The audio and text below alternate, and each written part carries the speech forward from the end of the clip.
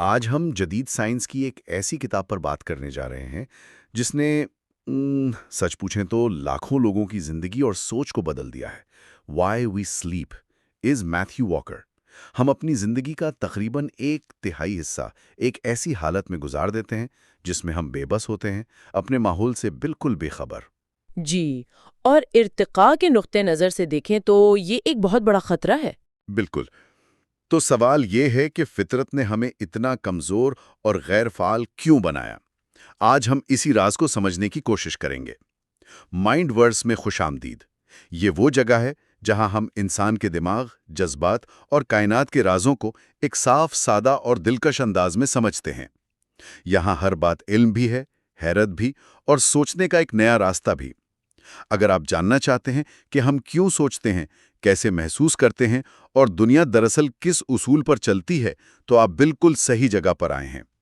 ہماری اس ذہنی سفر میں شامل ہوں اور ہر دن خود کو ایک نئی نظر سے دیکھنا سیکھیں۔ لہٰذا ہمارے ساتھ جڑنے کے لیے چینل کو سبسکرائب کریں۔ آج ہم اس کتاب کے پہلے حصے کا جائزہ لیں گے، جس کا عنوان ہے یہ چیز جسے نیند کہتے ہیں۔ جی، اس حصے میں ہم بات کریں گے کہ نیند کیا ہے، کیفین اور جیٹ لیگ کا کیا کردار ہے، اور نیند پیدا کیسے ہوتی ہے۔ اور یہ بھی کہ جانوروں کی دنیا میں نیند کیسی ہے، خاص طور پر یہ آدھے دماغ سے سونے والی دلچسپ بات۔ ہاں، اور آخر میں عمر کے ساتھ ہماری نیند کیسے بدلتی ہے۔ بالکل۔ آج کی گفتگو کا مقصد یہی سمجھنا ہے کہ نیند کا عمل دراصل ہے کیا، یہ کیسے کام کرتا ہے، اور یہ ارتقاء کے دوران کیسے بدلا۔ اور ہم صرف کتاب میں دیے گئے سائنسی حقائق پر ہی بات کریں گے۔ جی بالکل۔ تو پھر شروع کرتے ہیں۔ کتاب کا آغاز ہی ایک چونکا دینے والے اعداد و شمار سے ہوتا ہے کہ ترقی یافتہ ممالک میں 2/3 بالغ افراد 8 گھنٹے کی نیند پوری نہیں کرتے۔ جی، مجھے لگتا تھا اس کا نتیجہ بس تھکاوٹ یا چڑچڑاپن ہوتا ہوگا، لیکن کتاب کچھ اور ہی کہتی ہے۔ اس کے اصل نتیجے کیا ہیں؟ دیکھیں، نتائج صرف تھکاوٹ سے کہیں زیادہ سنگین ہیں۔ اچھا؟ کتاب کے مطابق 6 یا 7 گھنٹے سے کم نیند آپ کے مدافعتی نظام کو بری طرح کمزور کر دیتی ہے، اوہ، جس سے کینسر کا خطرہ دگنا ہو جاتا ہے۔ دگنا؟ جی، اور یہ الزائمر کی بیماری کا باعث بننے والے زہریلے پروٹین کو بھی دماغ سے صاف ہونے سے روکتی ہے۔ یہ تو بہت خوفناک ہے۔ اور سنیں، صرف 1 ہفتے تک نیند میں معمولی کمی بھی آپ کے بلڈ شوگر کی سطح کو اس قدر خراب کر دیتی ہے کہ ڈاکٹر آپ کو پری ڈائبیٹک قرار دے سکتا ہے۔ 1 منٹ، صرف 1 ہفتے کی کم نیند سے؟ جی، صرف 1 ہفتہ۔ یہ تو میری سوچ سے کہیں زیادہ سنگین ہے۔ مطلب یہ کہ نیند کی کمی کوئی معمولی بات نہیں، یہ آہستہ آہستہ خود کو نقصان پہنچانے کے مترادف ہے۔ آپ نے بالکل صحیح نقطہ پکڑا ہے، کتاب یہی بتاتی ہے، اور اس پورے عمل کو کنٹرول کرنے والے 2 بنیادی نظام ہیں۔ 2 نظام؟ جی، پہلا نظام ہماری اندرونی 24 گھنٹے کی گھڑی ہے، جسے سرکیڈین ردم کہتے ہیں۔ اچھا، سرکیڈین ردم، یہ نام تو سنا ہے۔ یہ ہمارے جسم کی ماسٹر کلاک کی طرح ہے۔ یہ کام کیسے کرتی ہے؟ آپ اسے اپنے دماغ میں موجود ایک آرکیسٹرا کنڈکٹر سمجھ لیں۔ یہ صرف سونے اور جاگنے کا تعین نہیں کرتی، بلکہ ہمارے جسم کے ہر عضو کو سگنل بھیجتی ہے۔ ہر عضو کو؟ جی، کب کھانا ہے، مزاج کیسا ہوگا، جسم کا درجہ حرارت کیا ہوگا، یہ سب کچھ یہی گھڑی کنٹرول کرتی ہے۔ واہ! اس کا پہلا ثبوت ویسے 1729 میں ملا تھا۔ اتنی پرانی بات؟ جی، ایک فرانسیسی سائنسدان نے میموسا پیوڈیکا نامی ایک پودے پر تجربہ کیا۔ اس پودے کے پتے دن میں کھلتے اور رات میں بند ہو جاتے تھے۔ ٹھیک ہے۔ جب اس نے پودے کو ایک مکمل تاریک ڈبے میں بند کر دیا، تب بھی وہ پودا اپنے 24 گھنٹے کے چکر پر قائم رہا۔ اچھا، مطلب روشنی کے بغیر بھی؟ بالکل۔ اس سے ثابت ہوا کہ جانداروں میں روشنی سے آزاد ایک اندرونی گھڑی ہوتی ہے۔ یعنی یہ گھڑی سورج کی محتاج نہیں، یہ ہمارے اندر ہی موجود ہے؟ جی ہاں، انسانوں میں یہ گھڑی تقریباً 24 گھنٹے اور 15 منٹ کی ہوتی ہے۔ 24 گھنٹے اور 15 منٹ؟ جی، اور سورج کی روشنی ہر روز اسے ریسیٹ کر کے ٹھیک 24 گھنٹے پر لے آتی ہے۔ اچھا، اور یہی گھڑی فیصلہ کرتی ہے کہ کوئی صبح کا پرندہ ہے یا رات کا الو؟ بالکل، یہ ہماری شخصیت کا حصہ نہیں بلکہ ہمارے جینز میں لکھا ہوتا ہے۔ لیکن ہمارا معاشرہ تو اکثر نائٹ آؤلز کو سست سمجھتا ہے۔ کتاب کے مطابق یہ تو ان کے ساتھ ناانصافی ہے۔ یہ سراسر ناانصافی ہے، ان کا جسمانی نظام ہی مختلف ہے۔ اب آتے ہیں نیند کے دوسرے بڑے عنصر پر، جسے نیند کا دباؤ کہتے ہیں۔ ٹھیک ہے، یہ کیا چیز ہے؟ جیسے ہی آپ صبح جاگتے ہیں، آپ کے دماغ میں ایڈینوسین نامی ایک کیمیکل جمع ہونا شروع ہو جاتا ہے۔ ایڈینوسین؟ جی، جتنی دیر آپ جاگتے رہتے ہیں اس کی مقدار بڑھتی جاتی ہے اور اس کے ساتھ ہی سونے کی خواہش کا دباؤ بھی بڑھتا جاتا ہے۔ اچھا، تو یہ ایک ٹائمر کی طرح ہے؟ بالکل، تقریباً 12 سے 16 گھنٹے جاگنے کے بعد یہ دباؤ اتنا زیادہ ہو جاتا ہے کہ آپ کو سونے کی شدید ضرورت محسوس ہوتی ہے۔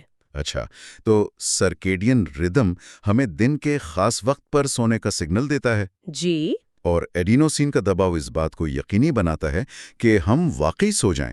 آپ نے بالکل ٹھیک سمجھا۔ تو پھر ہماری پسندیدہ ڈرنک یعنی کافی اس نظام میں کہاں فٹ ہوتی ہے؟ کیفین ایک بہت ہوشیار دھوکے باز ہے۔ اچھا، یہ دماغ میں جا کر ان جگہوں پر قبضہ کر رہتی ہے جہاں ایڈینوسین نے لگنا ہوتا ہے، یعنی اس کے ریسیپٹرز کو بلاک کر دیتی ہے۔ او، تو یہ الارم کو کچھ دیر کے لیے سنوز کر دیتی ہے۔ بہت اچھی مثال ہے۔ دماغ کو پتہ ہی نہیں چلتا کہ نیند کا دباؤ بڑھ چکا ہے۔ اور پھر جب کیفین کا اثر ختم ہوتا ہے تو کیفین کریش ہوتا ہے۔ اب سمجھ آیا۔ بالکل۔ مطلب آپ اچانک اس سارے ایڈینوسین کے قرض تلے دب جاتے ہیں جسے کیفین نے روکے رکھا تھا؟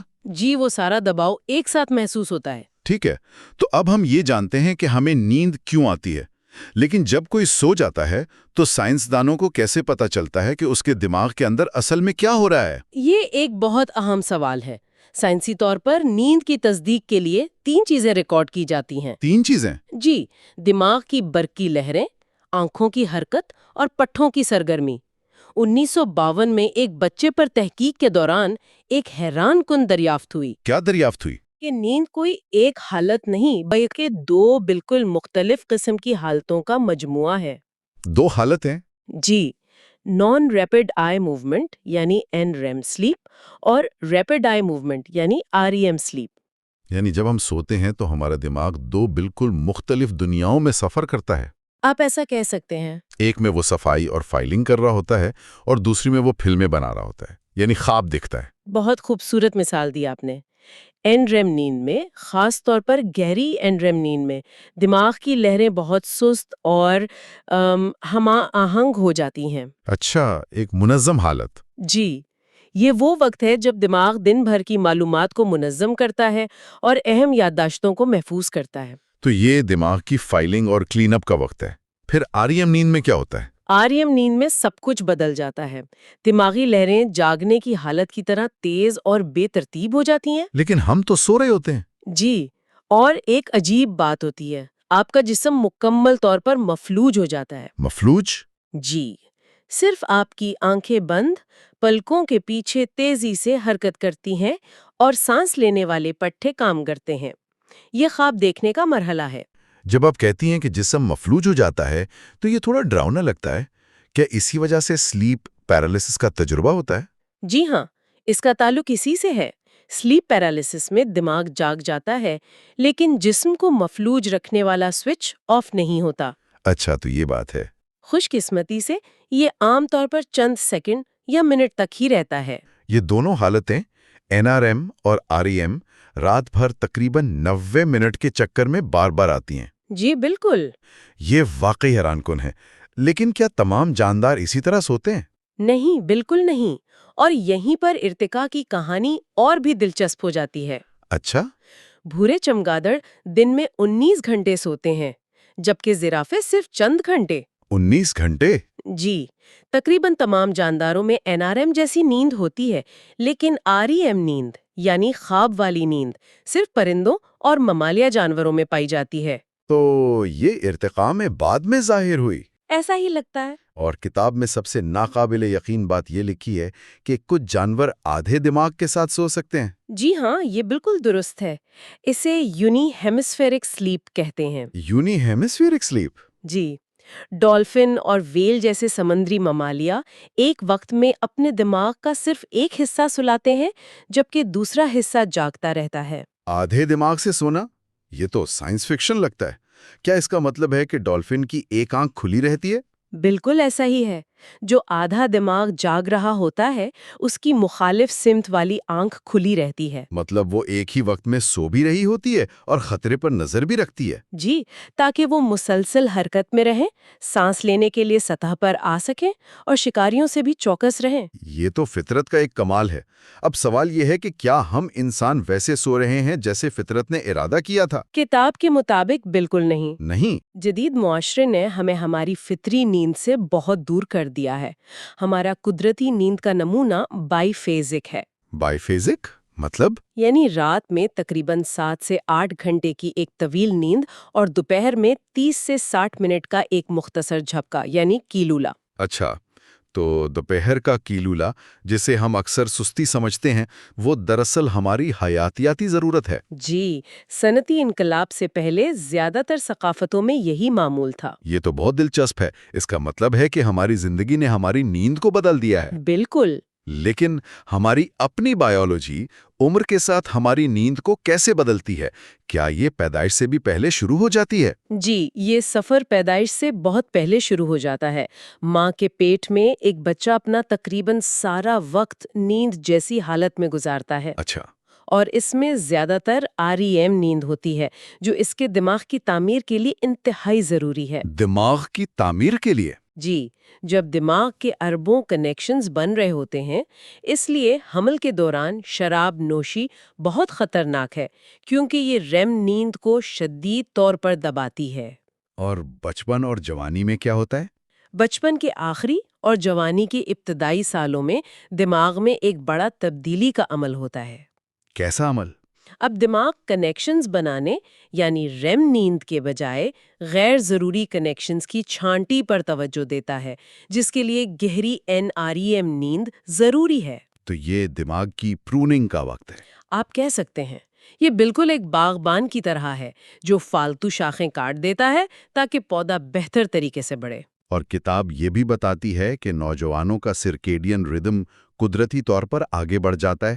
بالکل، ان کی بائیولوجی انہیں رات 11 یا 12 بجے سے پہلے سونے نہیں دیتی۔ تو یہ ان کی سستی نہیں ہے؟ ہرگز نہیں، لیکن ہمارے اسکولوں کے جلدی شروع ہونے کے اوقات ان کی فطری نیند کے چکر سے ٹکراتے ہیں، جس کی وجہ سے وہ مسلسل نیند کی کمی کا شکار رہتے ہیں۔ اور آخر میں بڑھاپے میں کیا ہوتا ہے؟ ایک عام خیال ہے کہ بوڑھے لوگوں کو کم نیند کی ضرورت ہوتی ہے۔ یہ ایک بہت بڑی اور نقصان دہ غلط فہمی ہے۔ اچھا۔ بوڑھے افراد کو بھی اتنی ہی نیند کی ضرورت ہوتی ہے جتنی جوانی میں، لیکن ان کا دماغ اتنی گہری اور معیاری نیند پیدا کرنے کی صلاحیت کھو دیتا ہے۔ تو مسئلہ مقدار کا نہیں، معیار کا ہے۔ بالکل، خاص طور پر ان کی گہری NREM نیند میں بہت زیادہ کمی آتی ہے، جس کی وجہ سے ان کی یادداشت کمزور ہوتی ہے۔ اور وہ جلدی کیوں اٹھ جاتے ہیں؟ ان کا سرکیڈین ردم پیچھے ہٹ جاتا ہے، جس کی وجہ سے وہ شام کو جلدی سونے لگتے ہیں اور صبح بہت جلدی جاگ جاتے ہیں۔ تو آج کی گفتگو کا خلاصہ یہ ہے کہ نیند صرف آنکھیں بند کر کے لیٹنا نہیں ہے۔ جی نہیں، یہ ایک انتہائی پیچیدہ اور فعال حیاتیاتی عمل ہے جسے دو نظام، ہماری اندرونی گھڑی اور نیند کا دباؤ مل کر چلاتے ہیں۔ بالکل۔ ہم نے یہ بھی دیکھا کہ نیند NRM اور REM نامی دو مختلف حالتوں پر مشتمل ہے، اور یہ کہ ہماری نیند کی ساخت اور ضرورت پوری زندگی بدلتی رہتی ہے۔ جی، اور یہ سب جاننا صرف پہلا قدم ہے۔ ہم نے اب تک یہ سمجھا ہے کہ نیند کیا ہے اور کیسے کام کرتی ہے، لیکن ہم نے ابھی تک اس سب سے بڑے سوال کا جواب نہیں دیا کہ ہمیں سونا کیوں چاہیے، اس کا مقصد کیا ہے۔ اور یہی ہمارے اگلے حصے کا موضوع ہوگا۔ حصہ دوم میں ہم جانیں گے کہ آپ کو کیوں سونا چاہیے، یعنی نیند دماغ اور جسم کے لیے کیوں ناگزیر ہے۔ ہم سیکھنے، یادداشت، تخلیقی صلاحیتوں اور جذباتی صحت پر نیند کے حیرت انگیز فوائد کا جائزہ لیں گے۔ آج کی گفتگو کے بعد یہ سوچنا بہت اہم ہے کہ کیا ہماری جدید زندگی کا طرز عمل، ہماری صبح جلدی اٹھنے کی دوڑ اور رات دیر تک کام کرنے کی ثقافت ہماری سب سے بنیادی حیاتیاتی ضروریاتوں میں سے ایک سے متصادم ہے؟ اور اگر ایسا ہے تو اس کی قیمت کیا ہے جو ہم اپنی صحت، خوشی اور لمبی عمر کی صورت میں ادا کر رہے ہیں۔ پچھلی گفتگو میں ہم نے نیند کی دنیا میں ایک طرح سے پہلا قدم رکھا تھا. جی. ہم نے یہ سمجھا تھا کہ نیند آخر ہے کیا، اس کی قسمیں NREM اور REM وہ کیا کرتی ہیں، اور کیسے ہمارے جسم کی ایک اندرونی گھڑی ہوتی ہے. سرکیڈین ردم. بالکل، سرکیڈین ردم، جو روشنی اور اندھیرے کے ساتھ مل کر ہمیں سونے اور جاگنے پر مجبور کرتی ہے. اور ہم نے ایڈینوسین کیمیکل کی کہانی بھی سنی تھی کہ وہ کیسے دن بھر ہمارے دماغ میں جمع ہوتا ہے اور نیند کا دباؤ بڑھاتا ہے. ہاں، جسے صرف نیند ہی صاف کر سکتی ہے. بالکل. تو آج ہم اس سلسلے کے دوسرے حصے میں ہیں، اور شاید یہ سب سے اہم حصہ ہے. پچھلی بار ہم نے کیسے اور کب پر بات کی تھی. آج کا بڑا سوال ہے کیوں. ہمیں سونا کیوں چاہیے؟ کیا یہ صرف جسم کو آرام دینے کا ایک طریقہ ہے، یا اس کے پیچھے کوئی بہت گہری وجہ ہے جس کے بغیر ہمارا گزارا ہی نہیں؟ آج کی ہماری جو کھوج ہے وہ کتاب کے 3 بہت اہم حصوں پر ہے. اچھا. پہلے ہم دیکھیں گے کہ نیند ہمارے دماغ کے لیے کتنی فائدہ مند ہے، خاص طور پر یادداشت اور نئی چیزیں سیکھنے کے معاملے میں. ٹھیک ہے. پھر ہم اس کا دوسرا رخ دیکھیں گے، یعنی نیند کی کمی ہمارے دماغ کے ساتھ کیا تباہی مچاتی ہے. اوہو. اور آخر میں ہم نیند کی کمی اور کینسر، ہارٹ اٹیک جیسی جان لیوا بیماریوں کے درمیان جو چونکا دینے والا تعلق ہے اس پر بات کریں گے. یادداشت کی بات، یہ بہت دلچسپ ہے. کتاب کا دعویٰ ہے کہ یہ سارا عمل دماغ میں ہوتا ہے، تو کیوں نہ ہم وہیں سے شروع کریں. جب ہم سو رہے ہوتے ہیں تو نیند اصل میں ہمارے دماغ کے ساتھ کرتی کیا ہے؟ کتاب میں اسے سمجھانے کے لیے ایک بہت زبردست مثال دی گئی ہے. اچھا. آپ سوچیں کہ ہمارے دماغ کا وہ حصہ جو نئی یادیں بناتا ہے، یعنی ہپوکیمپس. ہپوکیمپس، صحیح. وہ ایک USB اسٹک کی طرح ہے. USB stick? جی. اس کی گنجائش محدود ہوتی ہے. دن بھر میں ہم جو کچھ بھی سیکھتے ہیں یا تجربہ کرتے ہیں وہ اس USB میں محفوظ ہوتا رہتا ہے، اور ایک وقت آتا ہے جب یہ بھر جاتی ہے. اگر دماغ ایک USB کی طرح بھر جاتا ہے تو اس کا مطلب تو یہ ہوا کہ دن کے آخر تک ہماری سیکھنے کی صلاحیت تقریباً 0 ہو جانی چاہیے. کیا واقعی ایسا ہوتا ہے؟ آپ بالکل صحیح جگہ پہنچی ہیں. دن کے اختتام تک یہ صلاحیت بہت بہت کم ہو جاتی ہے، اور یہیں نیند اپنا جادو دکھاتی ہے. اس سلسلے میں کتاب میں ایک تحقیق کا ذکر ہے جسے نیپ اسٹڈی کہا جا سکتا ہے. اس میں شرکاء کو 2 گروہوں میں بانٹا گیا. دوپہر میں ایک گروپ کو 90 منٹ کی نیند لینے دی گئی. اچھا. جبکہ دوسرا گروپ جاگتا رہا. ٹھیک ہے. شام کو جب دونوں گروہوں کو نئی چیزیں یاد کرنے کا کام دیا گیا تو نتیجہ حیران کن تھا. جس گروپ نے نیند لی تھی ان کی سیکھنے کی صلاحیت جاگنے والے گروپ کے مقابلے میں 20% بہتر تھی. 20%؟ یہ تو بہت زیادہ ہے. جی، ایسا لگا جیسے نیند نے ان کے دماغ کی اس USB کو خالی کر دیا تھا تاکہ نئی معلومات کے لیے جگہ بن سکے. تو یہ ایک طرح کا فائل ٹرانسفر ہے، مطلب معلومات ایک جگہ سے دوسری جگہ منتقل ہوتی ہیں؟ بالکل ایسا ہی ہے. گہری NREM نیند کے دوران دماغ ایک فائل ٹرانسفر کا عمل شروع کرتا ہے. یہ نئی یادوں کو عارضی سٹوریج سے، یعنی ہپوکیمپس سے، جو ہماری USB ہے، جی بالکل، وہاں سے نکال کر مستقل اور محفوظ سٹوریج یعنی کارٹیکس میں منتقل کرتا ہے. اچھا، اور یہ منتقلی ہوتی کیسے ہے؟ یہ عمل سلیپ سپنڈلز نامی دماغی لہروں کے ذریعے ہوتا ہے. سلیپ سپنڈلز؟ یہ کیا چیز ہے؟ یہ دماغی سرگرمی کی بہت تیز مختصر لہریں ہیں جو NREM نیند کے دوران ہوتی ہیں. آپ انہیں ایسے سمجھ لیں کہ یہ تیز رفتار کوریئر ہیں جو یادوں کو ہپوکیمپس سے نکال کر کارٹیکس کے محفوظ قلعے میں پہنچاتے ہیں. واہ! رات میں یہ لہریں سینکڑوں بار چلتی ہیں، اور جس شخص میں یہ سپنڈلز جتنے زیادہ ہوتے ہیں اگلے دن اس کی سیکھنے کی صلاحیت اتنی ہی بحال ہو چکی ہوتی ہے. یہ تو کمال ہے. تو نیند یادوں کو محفوظ کرتی ہے اور سیکھنے کی نئی جگہ بھی بناتی ہے. لیکن کتاب میں ایک عجیب بات لکھی ہے کہ نیند بھولنے میں بھی مدد کرتی ہے. یہ تو الٹی بات لگتی ہے نا؟ بظاہر لگتی ہے، لیکن یہ نیند کا سب سے ذہین کام ہے. اچھا. نیند ایک بہت ہوشیار ایڈیٹر کی طرح کام کرتی ہے. وہ غیر ضروری اور بیکار یادوں کو چھانٹ کر حذف کر دیتی ہے تاکہ اہم معلومات نمایاں ہو سکیں. یعنی وہ فلٹر کرتی ہے؟ بالکل. ایک تجربے میں لوگوں کو کچھ الفاظ کی فہرست دی گئی. انہیں کہا گیا کہ کچھ الفاظ کو یاد رکھنا ہے اور کچھ کو بھول جانا ہے. ٹھیک ہے. اس کے بعد ایک گروپ سو گیا اور دوسرا جاگتا رہا. نتیجہ یہ نکلا کہ سونے والے گروپ نے صرف یاد رکھنے والے الفاظ کو مضبوطی سے محفوظ کیا اور بھول جانے والے الفاظ کو دماغ سے نکال دیا، جبکہ جاگنے والے گروپ میں کوئی خاص فرق نہیں آیا. تو اس سے پتہ چلا کہ نیند صرف ایک ریکارڈنگ مشین نہیں بلکہ ایک ذہین فلٹرنگ سسٹم ہے۔ جی بالکل۔ یہ تو ہوئی دماغی مہارتوں کی۔ ہم اکثر سنتے ہیں کہ پریکٹس سے انسان کامل ہوتا ہے، لیکن کتاب کا کہنا ہے کہ یہ جملہ ادھورا ہے۔ ہاں بالکل، اصل جملہ ہے پریکٹس اور نیند سے انسان کامل ہوتا ہے۔ یہ بہت اہم نکتہ ہے۔ بہت زیادہ، خاص طور پر کھلاڑیوں، موسیقاروں اور ہر اس شخص کے لیے جو کوئی جسمانی ہنر سیکھ رہا ہے۔ ایک تحقیق میں لوگوں کو ایک نیا کی بورڈ پیٹرن ٹائپ کرنا سکھایا گیا۔ دونوں گروہوں نے 12 گھنٹے کے وقفے سے 2 بار پریکٹس کی۔ فرق صرف یہ تھا کہ ایک گروپ سویا اور دوسرا نہیں۔ بالکل، ایک گروپ نے اس وقفے میں 8 گھنٹے کی نیند لی، جبکہ دوسرا دن بھر جاگتا رہا۔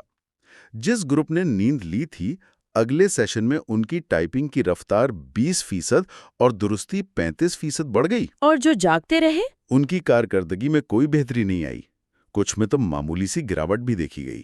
تو اس کا مطلب یہ ہے کہ اصل بہتری پریکٹس کے دوران نہیں آتی، بلکہ بعد میں نیند کے دوران آتی ہے، خاص طور پر سٹیج 2 NRM نیند، جو رات کے آخری حصے میں زیادہ ہوتی ہے۔ وہ ان جسمانی مہارتوں کو ہمارے دماغ میں خود کار یعنی آٹومیٹک بنا دیتی ہے۔ کیا حقیقی زندگی میں اس کی کوئی مثال ہے؟ بہت سی ہیں۔ یوسین بولٹ نے جب 100 میٹر کا عالمی ریکارڈ توڑا تو اس سے پہلے وہ ایک جھپکی لے رہے تھے۔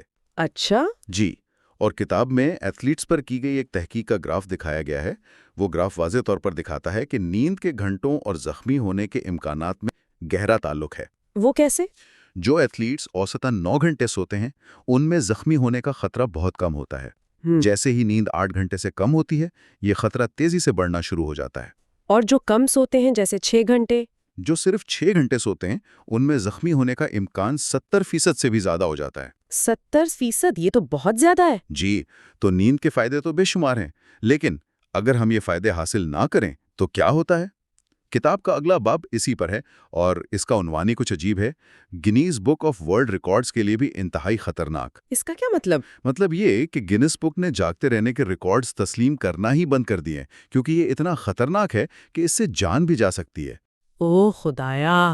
اور اس کے سب سے ہولناک اثرات ہمیں روزانہ سڑکوں پر نظر آتے ہیں۔ امریکہ میں ہر گھنٹے ایک شخص نیند کی کمی سے ہونے والے ٹریفک حادثے میں ہلاک ہوتا ہے۔ ہر گھنٹے؟ ہر گھنٹے! یہ تعداد شراب اور منشیات سے ہونے والے مجموعی حادثات سے بھی زیادہ ہے۔ کیا اس کی وجہ یہ ہے کہ لوگ پہیے کے پیچھے سو جاتے ہیں؟ کبھی کبھی ایسا بھی ہوتا ہے، لیکن زیادہ تر حادثات کی وجہ ایک زیادہ خطرناک چیز ہے، جسے مائکرو سلیپ کہتے ہیں۔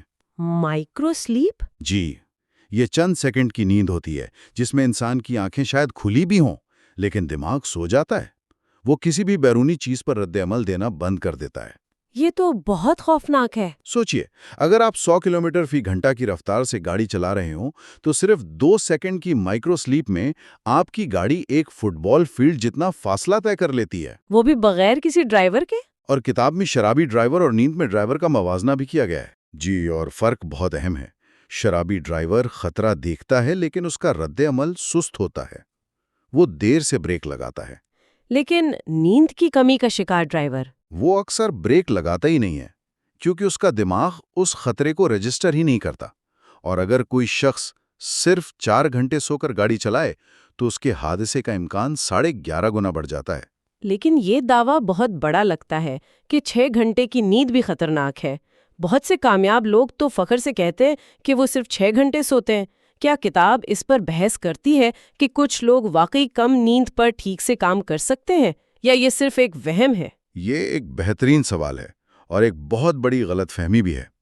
کتاب میں ڈیوڈ ڈنگز کی ایک مشہور تحقیق کا حوالہ ہے۔ اچھا۔ اس تحقیق سے یہ بات سامنے آئی کہ مسلسل 10 دن تک روزانہ 6 گھنٹے سونا آپ کی کارکردگی کو اتنا ہی متاثر کرتا ہے جتنا 24 گھنٹے تک لگاتار جاگنا۔ کیا واقعی؟ جی، آپ کا رد عمل کا وقت، توجہ، منطقی سوچ، سب کچھ بری طرح متاثر ہوتا ہے۔ لیکن کیا ان لوگوں کو خود احساس نہیں ہوتا کہ ان کی کارکردگی گر رہی ہے؟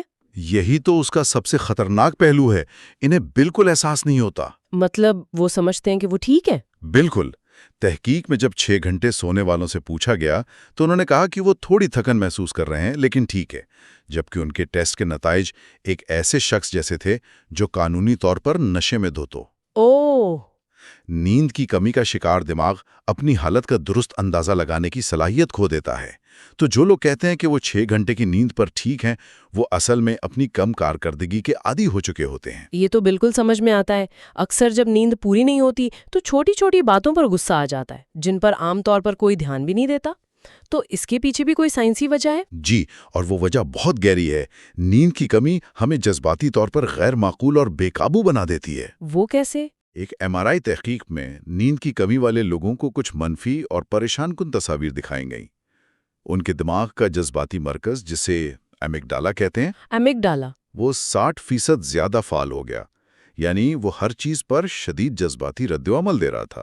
اور دماغ کا وہ حصہ جو ہمیں سوچ سمجھ کر فیصلے کرنے میں مدد دیتا ہے؟ وہ ہے پری فرنٹل کارٹیکس، جو ہمارے جذبات پر بریک لگانے کا کام کرتا ہے۔ اچھا۔ نیند کی کمی کی حالت میں ایمگڈالا کا اس حصے سے رابطہ ٹوٹ جاتا ہے۔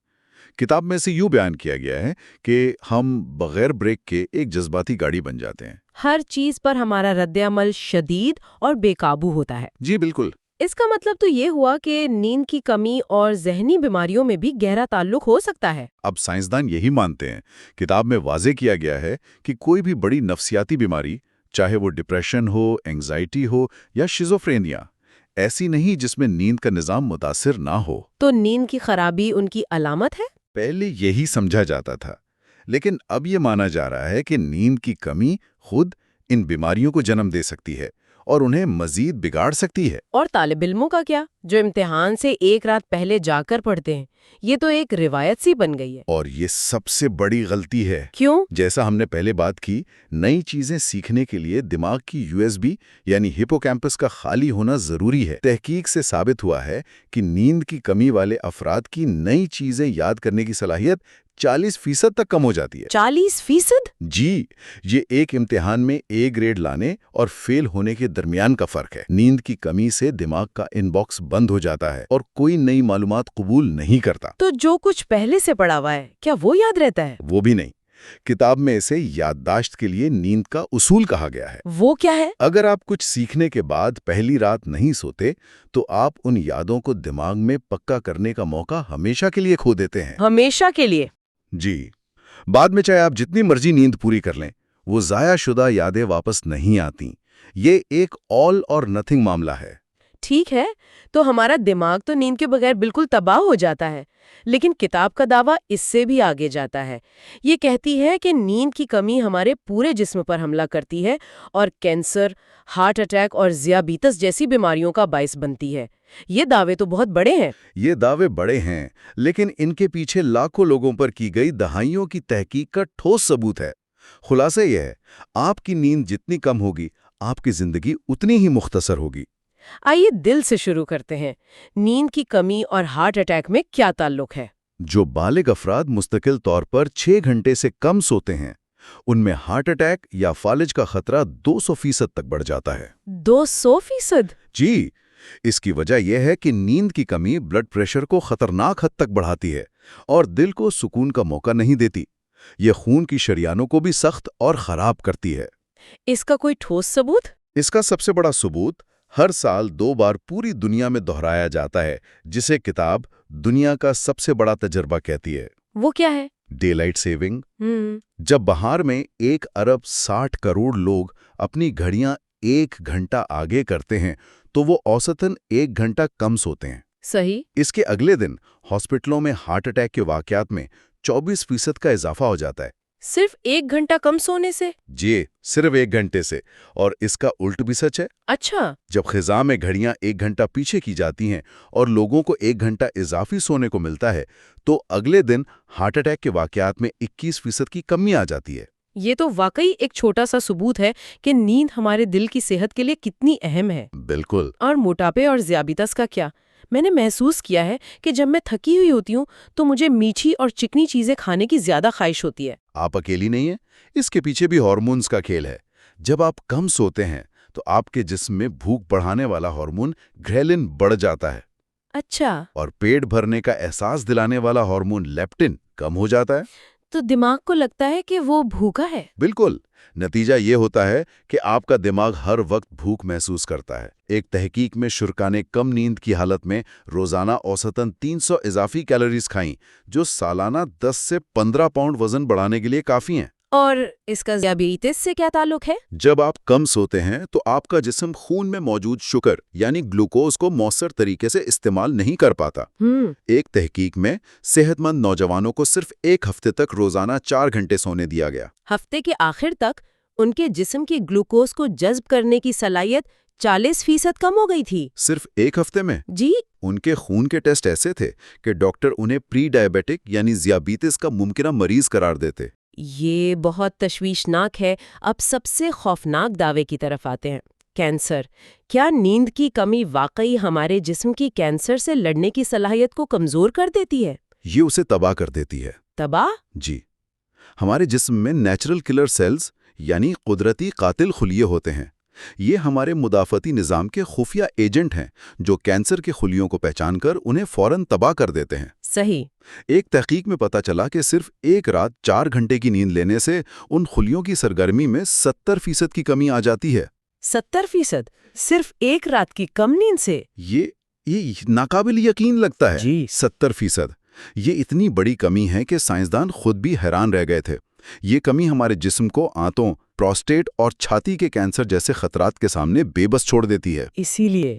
جی، اسی وجہ سے عالمی ادارہ صحت یعنی WHO نے رات کی شفٹ میں کام کو ممکنہ طور پر کینسر کا باعث قرار دیا ہے، کیونکہ یہ نیند کے قدرتی نظام کو مستقل طور پر خراب کرتا ہے۔ تو اگر ہمارا مدافعتی نظام اتنا کمزور ہو جاتا ہے تو اس کا اثر ویکسین پر بھی پڑتا ہوگا؟ بالکل۔ ایک تحقیق میں لوگوں کو فلو کی ویکسین لگائی گئی۔ جن لوگوں نے ویکسین لگوانے سے پہلے والے ہفتے میں روزانہ 6 گھنٹے سے کم نیند لی تھی، ان کے جسم نے ویکسین کے جواب میں 50% سے بھی کم اینٹی باڈیز بنائیں۔ مطلب ویکسین آدھی بے اثر ہو گئی؟ سادہ الفاظ میں ویکسین ان کے لیے تقریباً بے اثر ہو گئی۔ آپ ویکسین لگوا کر بھی محفوظ نہیں رہتے اگر آپ کی نیند پوری نہ ہو۔ تو آج کی گفتگو کا خلاصہ یہ ہے کہ ہمارے سوال ہمیں سونا کیوں چاہیے کا جواب بہت وسیع اور بہت گہرا ہے۔ یہ صرف تھکن دور کرنا نہیں ہے۔ جی نہیں۔ نیند ہمارے دماغ کی یادداشت، سیکھنے کی صلاحیت اور جذباتی توازن کے لیے لازمی ہے، اور یہ ہمارے جسم کو دل کی بیماریوں، ذیابیطس اور کینسر جیسی مہلک بیماریوں سے بچانے کے لیے ایک قدرتی دفاعی نظام ہے۔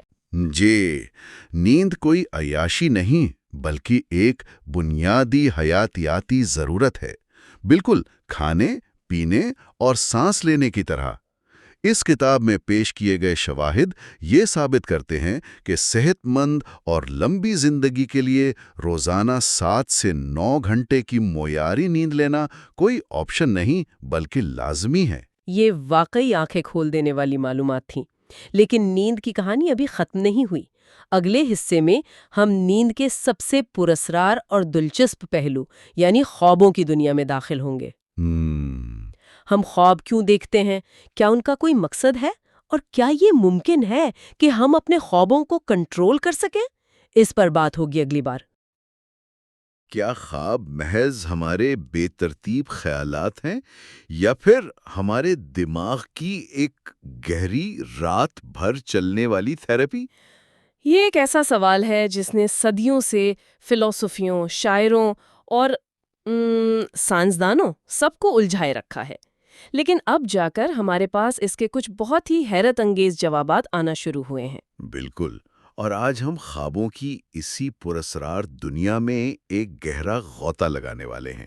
یہ ہماری نیند پر جو گفتگو چل رہی ہے اس کا تیسرا حصہ ہے۔ جی، اور آج ہم خاص طور پر یہ جاننے کی کوشش کریں گے کہ جب ہم خواب دیکھتے ہیں تو ہمارے دماغ کے اندر اصل میں کیا کیمیا گری چل رہی ہوتی ہے۔ تو آج کا ہمارا مقصد 3 بڑی چیزوں کو سمجھنا ہے۔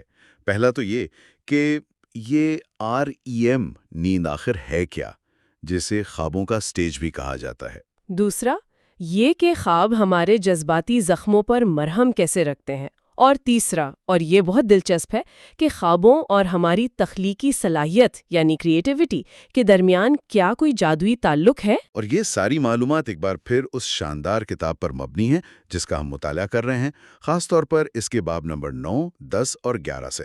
تو آئیے شروع کرتے ہیں۔ چلیں شروع کرتے ہیں۔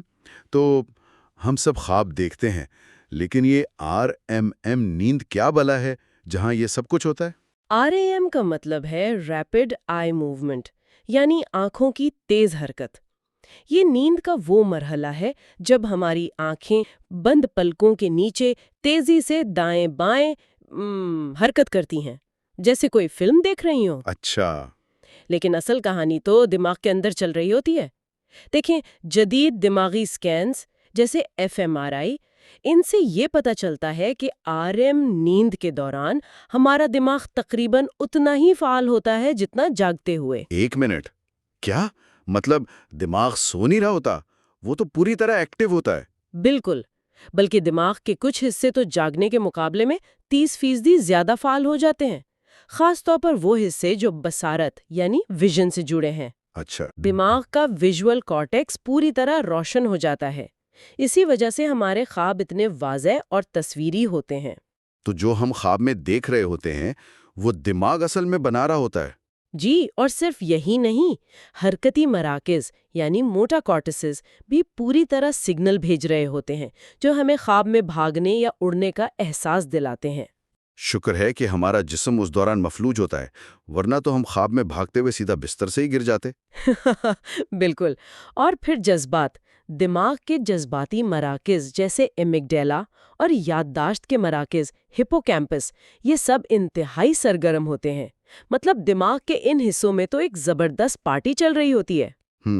ٹھیک ہے، تو اگر دماغ کے یہ سارے حصے پارٹی کر رہے ہیں تو کیا کوئی ایسا حصہ بھی ہے جسے پارٹی کا دعوت نامہ نہیں ملا؟ کوئی ہے جو اس وقت آف لائن ہو؟ جی، اور یہی وہ نقطہ ہے جو خوابوں کو اتنا عجیب اور غیر منطقی بناتا ہے۔ کون سا حصہ؟ ہمارے دماغ کا وہ حصہ جو منطقی استدلال، تنقیدی سوچ اور وقت کے احساس کا ذمہ دار ہے، یعنی پری فرنٹل کارٹیکس۔ اوہ، دماغ کا CEO؟ بالکل، وہ REM نیند کے دوران کافی حد تک غیر فعال ہو جاتا ہے۔ اچھا، تو جب CEO سو رہا ہو تو دفتر میں ہر کوئی اپنی مرضی کرتا ہے؟ اب سمجھ آیا کہ خوابوں میں ہم اپنے بچپن کے گھر میں ہوتے ہیں، لیکن ہماری بلی ہم سے بات کر رہی ہوتی ہے اور اچانک ہم اڑنے لگتے ہیں۔ کوئی منطق ہی نہیں ہوتی۔ بالکل، یہی بات ہے۔ جب منطق کا مرکز بند ہو تو دماغ آزادانہ طور پر مختلف یادوں، خیالات اور جذبات کو جوڑتا ہے بغیر کسی روک ٹوک کے۔ تو جب یہ پتا چلا کہ دماغ میں اتنی ہلچل مچی ہے، اس نے تو سگمنڈ فرائڈ کی ساری تھیوری کو الٹا دیا ہوگا۔ ہاں، یہ ایک بہت بڑا چیلنج تھا۔ دیکھیں، فرائڈ کا نظریہ جو تقریباً 1 صدی تک نفسیات پر چھایا رہا، وہ یہ تھا کہ خواب ہماری ادھوری خواہشات کا اظہار ہے۔ جی۔ ان کا کہنا تھا کہ یہ خواہشات اتنی پریشان کن ہوتی ہیں کہ اگر یہ سیدھے سادھے انداز میں ظاہر ہوں تو ہم نیند سے جاگ جائیں گے۔ اس لیے دماغ میں ایک سینسر ہوتا ہے جو ان خواہشات کو چھپا کر علامتی زبان میں پیش کرتا ہے۔ یعنی ان کے مطابق خواب کے 2 حصے تھے، ایک ظاہری مواد یعنی وہ کہانی جو ہم خواب میں دیکھتے ہیں، اور دوسرا پوشیدہ مواد یعنی اس کہانی کے پیچھے چھپی اصل خواہش۔ لیکن اگر یہ سائنسی طور پر درست نہیں تھا تو فرائڈ کا نظریہ اتنا مقبول کیوں ہوا؟ مطلب کچھ تو بات ہوگی جس نے لوگوں کو اتنی دیر تک اپنی طرف کھینچے رکھا۔ اس میں ایک شاعرانہ سچائی تھی۔ یہ خیال کہ ہمارے اندر گہری چھپی ہوئی خواہشات ہے بہت پرکشش تھا، لیکن سائنسی طور پر اس میں ایک بہت بڑا مسئلہ تھا۔ وہ کیا تھا؟ اسے نہ تو ثابت کیا جا سکتا تھا اور نہ ہی رد۔ یہ ناقابل تردید تھا، یعنی انفالسیفائیبل۔ کتاب میں ایک بڑا مزیدار قصہ ہے اس حوالے سے۔ ایک طالب علم نے اپنے پروفیسر کو جو بھی خواب سنایا۔ ہاں، مجھے معلوم ہے آپ کس کی بات کر رہے ہیں۔ اس کی تشریح ہمیشہ ایک ہی ہوتی۔ بالکل، یہ وقت کے بارے میں ہے، اور یہ کہ آپ کے پاس وہ سب کچھ کرنے کے لیے کافی وقت نہیں ہے جو آپ زندگی میں کرنا چاہتے ہیں۔ اور کمال یہ ہے کہ یہ ہر کسی پر فٹ بیٹھتا ہے۔ یہی تو، یہ تو علم نجوم والی بات ہو گئی جو اتنی عمومی ہوتی ہے کہ ہر کوئی اس سے خود کو جوڑ لیتا ہے۔ یہی اس نظریے کی کمزوری تھی، اور دلچسپ بات یہ ہے کہ فرائڈ نے خود یہ پیشگوئی کی تھی کہ ایک دن حیاتیاتی تحقیق اس ذہنی عمل کی اصل بنیاد تلاش کر لے گی۔ اور آج ہم وہیں کھڑے ہیں۔ جی، آج ہم جانتے ہیں کہ خوابوں کے پیچھے کوئی سینسر یا چھپا ہوا کوڈ نہیں، بلکہ یہ دماغ کے مخصوص حصوں کی سرگرمی کا ایک شفاف نتیجہ ہے۔ جو حصے فعال ہیں وہ خواب بناتے ہیں، جو غیر فعال ہے وہ اسے منطق سے محروم کر دیتے ہیں۔ ٹھیک ہے، تو اگر خواب دماغ کی ایک ایسی بے لگام غیر منطقی پارٹی ہیں تو پھر یہ ہمارے لیے تھراپی کا کام کیسے کر سکتے ہیں؟ یہ تو تضاد لگتا ہے۔ یہ تو ایسا ہے کہ آپ کہیں کہ شور مچانے سے سکون ملتا ہے۔ یہ نیند کا سب سے حیرت انگیز اور خوبصورت کام ہے۔ REM نیند کا ایک بڑا فائدہ ہماری جذباتی صحت کو بحال کرنا ہے۔ یہ رات بھر کی ایک مفت تھراپی کی طرح ہے۔ مفت تھراپی؟ یہ تو اچھی ڈیل ہے۔ بالکل۔ اس کو سمجھنے کے لیے کتاب میں ایک شاندار تحقیق کا ذکر ہے۔ تحقیق میں شرکا کو 2 گروہوں میں تقسیم کیا گیا۔ دونوں گروہوں کو دن میں شدید جذباتی تصاویر دکھائی گئیں، جیسے خوفناک حادثات یا تشدد کے مناظر۔ ٹھیک ہے، تو یہ تو ایک زبردست A/B ٹیسٹ ہو گیا۔ میرا اندازہ ہے کہ جن لوگوں نے نیند پوری کی وہ اگلے دن ان تصویروں کو دیکھ کر زیادہ پرسکون رہے ہوں گے۔ آپ کا اندازہ بالکل ٹھیک ہے، لیکن نتائج اس سے بھی زیادہ شاندار تھے۔ جن لوگوں نے رات بھر سونے کے بعد اگلے دن وہی تصویریں دیکھیں، ان کا جذباتی رد عمل بہت ہی کم ہو گیا تھا۔ اچھا۔ لیکن اصل کہانی ان کے دماغی سکینز نے بتائی۔ ان کے دماغ کا جذباتی مرکز یعنی ایمگڈالا، جو خوف اور پریشانی کا الارم بجاتا ہے، اس کی سرگرمی نمایاں طور پر کم ہو گئی تھی۔ واہ! اور دوسرا گروپ ان کے جذباتی بوجھ کو ہٹا دیتی ہے، جیسے کسی زخم پر مرہم رکھنا۔ آپ کو واقعہ تو یاد رہتا ہے لیکن اس کا درد، اس کی چبھن، وہ ختم ہو جاتی ہے۔ آپ نے بالکل صحیح تشبیہ استعمال کی ہے، اور اس کے پیچھے ایک بہت ہی خوبصورت کیمیائی عمل ہے۔ کیمیائی عمل؟ جی، REM نیند کے دوران ہمارے دماغ میں تناؤ پیدا کرنے والا ایک اہم کیمیکل جسے نور ایڈرینلین کہتے ہیں، وہ مکمل طور پر بند ہو جاتا ہے۔ ایک منٹ، نور ایڈرینلین؟ یہ وہی کیمیکل ہے جو فائٹ اور فلائٹ والے رد عمل میں شامل ہوتا ہے؟ مطلب وہ چیز جو خطرے کے وقت ہمیں ایک دم چوکنا کر دیتی ہے اور ہمارا دل تیزی سے دھڑکنے لگتا ہے؟ بالکل وہی۔ اور REM نیند واحد وقت ہے 24 گھنٹوں میں جب ہمارا دماغ اس کیمیکل سے مکمل طور پر پاک ہوتا ہے۔ اچھا، تو پھر کیا ہوتا ہے؟ اس پرسکون، تناؤ سے پاک ماحول میں دماغ تکلیف دہ یادوں کو دوبارہ چلاتا ہے، انہیں پروسیس کرتا ہے۔ لیکن چونکہ تناؤ والا کیمیکل موجود نہیں ہوتا، اس لیے ان یادوں سے جڑا جذباتی درد یا بوجھ ختم ہو جاتا ہے۔ مطلب دماغ اس یاد کو ایک طرح سے ڈیٹاکس کر دیتا ہے۔ بالکل۔ صبح جب آپ اٹھتے ہیں تو آپ کو واقعہ یاد ہوتا ہے، مگر اس کے ساتھ جڑا ہوا غصہ، خوف یا دکھ وہ غائب ہو چکا ہوتا ہے۔ یادداشت رہتی ہے، زخم بھر جاتا ہے۔ یہ تو ناقابل یقین ہے۔ اس کا مطلب ہے کہ PTSD یعنی پوسٹ ٹرامیٹک سٹریس ڈس آرڈر کے مریضوں میں یہ عمل ٹھیک سے کام نہیں کرتا ہوگا۔ وہ تو بار بار ڈراؤنے خواب دیکھتے ہیں جو کبھی ٹھیک نہیں ہوتے۔ یہی المیہ ہے۔ PTSD کے مریضوں کے دماغ میں یہ تناؤ والا کیمیکل نور ایڈرینلن خطرناک حد تک زیادہ ہوتا ہے، یہاں تک کہ نیند میں بھی۔ اور یہ کیمیکل انہیں صحت مند، پرسکون REM نیند میں داخل ہونے سے روکتا ہے۔ نتیجے کے طور پر وہ تکلیف دہ یادوں کو بغیر کسی جذباتی مرہم کے بار بار جیتے ہیں۔ ہر رات وہ خواب میں اسی حادثے سے گزرتے ہیں اور صبح اسی جذباتی زخم کے ساتھ اٹھتے ہیں۔ ان کا زخم کبھی نہیں بھر پاتا۔ تو REM نیند نہ صرف ہمارے پرانے زخموں کو بھرتی ہے بلکہ یہ ہمیں آنے والے دن کے سماجی چیلنجز کے لیے بھی تیار کرتی ہے۔ کتاب میں سماجی ذہانت کے بارے میں بھی بات کی گئی ہے۔ جی ہاں، یہ REM نیند کا دوسرا بڑا فائدہ ہے۔ یہ ہمیں اگلے دن کے سماجی تعلقات اور بات چیت کے لیے تیار کرتی ہے۔ ایک تحقیق میں یہ دیکھا گیا کہ جو لوگ پوری نیند لیتے ہیں وہ چہروں کے تاثرات کو زیادہ درست طریقے سے پڑھ سکتے ہیں۔ مطلب وہ آسانی سے بتا سکتے ہیں کہ کون سا چہرہ دوستانہ ہے اور کون سا دھمکی آمیز۔ اور اگر نیند پوری نہ ہو تو؟ نیند کی کمی کی صورت میں دماغ کی یہ صلاحیت ختم ہو جاتی ہے۔ دماغ ہر چہرے کو، یہاں تک کہ مسکراتے ہوئے چہروں کو بھی منفی اور دھمکی آمیز سمجھنے لگتا ہے۔ ارے، یہ ایسا ہے جیسے آپ کا جذباتی کمپاس ٹوٹ گیا ہو اور ہر سمت کو خطرہ ظاہر کر رہا ہو۔ اسی لیے جب ہم تھکے ہوئے ہوتے ہیں تو اکثر چڑچڑے ہو جاتے ہیں اور چھوٹی چھوٹی باتوں پر لڑ پڑتے ہیں۔ صحیح۔ یہ صلاحیت خاص طور پر نوجوانوں کے لیے بہت اہم ہے جب وہ سماجی طور پر خود مختار ہو رہے ہوتے ہیں اور انہیں اپنے ارد گرد کے لوگوں کو سمجھنا ہوتا ہے۔ یہ جذباتی صحت والی بات تو سمجھ میں آتی ہے، لیکن مجھے وہ پرانی کہاوت یاد آ رہی ہے کہ کسی مسئلے پر سو جاؤ۔ ہم سب نے یہ سنا ہے اور اکثر یہ کام بھی کرتا ہے۔ کیا یہ صرف ایک وہم ہے یا ہمارا دماغ رات کو واقعی ہمارے لیے اوور ٹائم کام کر رہا ہوتا ہے؟ اس کے پیچھے گہری سائنسی حقیقت ہے۔ یہ خوابوں کا تیسرا اور شاید سب سے پراسرار فائدہ ہے، تخلیقی صلاحیت اور مسئلہ کا حل۔ اچھا۔ ہم نے پچھلی بار بات کی تھی کہ NREM نیند یعنی گہری نیند انفرادی یادوں کو مضبوط کرتی ہے، جیسے کسی فائل کو کمپیوٹر میں محفوظ کرنا، لیکن REM نیند یعنی خوابوں والی نیند اس سے ایک قدم آگے جاتی ہے۔ وہ کیا کرتی ہے؟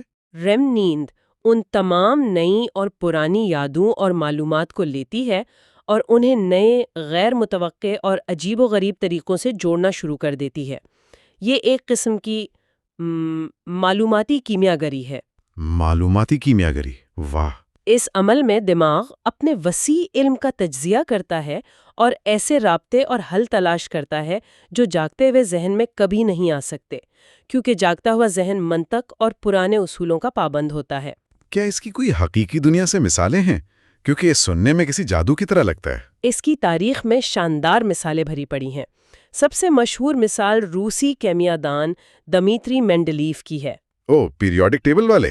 جی بالکل، انہوں نے عناصر کی دوری جدول یعنی پیریوڈک ٹیبل کا خواب دیکھا۔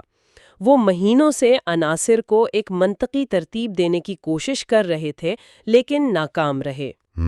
ایک رات تھک کر سو گئے اور خواب میں انہوں نے تمام عناصر کو ایک میز کی شکل میں بالکل صحیح ترتیب سے دیکھا۔ وہ اٹھے اور اسے فوراً کاغذ پر لکھ دیا اور اس نے جدید کیمسٹری کی بنیاد رکھ دی۔ یہ تو کمال ہے، مطلب کیمسٹری کی بنیاد ایک خواب پر رکھی گئی۔ یہ سوچنا ہی عجیب ہے کہ اگر مینڈلیو اس رات ٹھیک سے نہ سوتے یا انہیں کوئی جگا دیتا تو آج سائنس کی شکل کچھ اور ہوتی۔ بالکل۔ ایک اور مثال اوٹو لوئی نامی نیورو سائنسدان کی ہے۔ انہوں نے خواب میں ایک پورا تجربہ دیکھا جس سے یہ ثابت ہوا کہ اعصابی خلیے یعنی نیورونز بجلی کے بجائے کیمیکلز کے ذریعے آپس میں رابطہ کرتے ہیں۔ اچھا؟ وہ آدھی رات کو اٹھے، کچھ نوٹس لکھے اور دوبارہ سو گئے۔ صبح اٹھے تو انہیں یاد تھا کہ انہوں نے کچھ اہم لکھا ہے، لیکن وہ اپنی لکھائی نہیں پڑھ پا رہے تھے۔ ارے نہیں! ہاں جی، لیکن خوش قسمتی سے اگلی رات انہیں وہی خواب دوبارہ آیا۔ اس بار وہ فوراً لیب گئے، تجربہ کیا اور وہ کامیاب رہا۔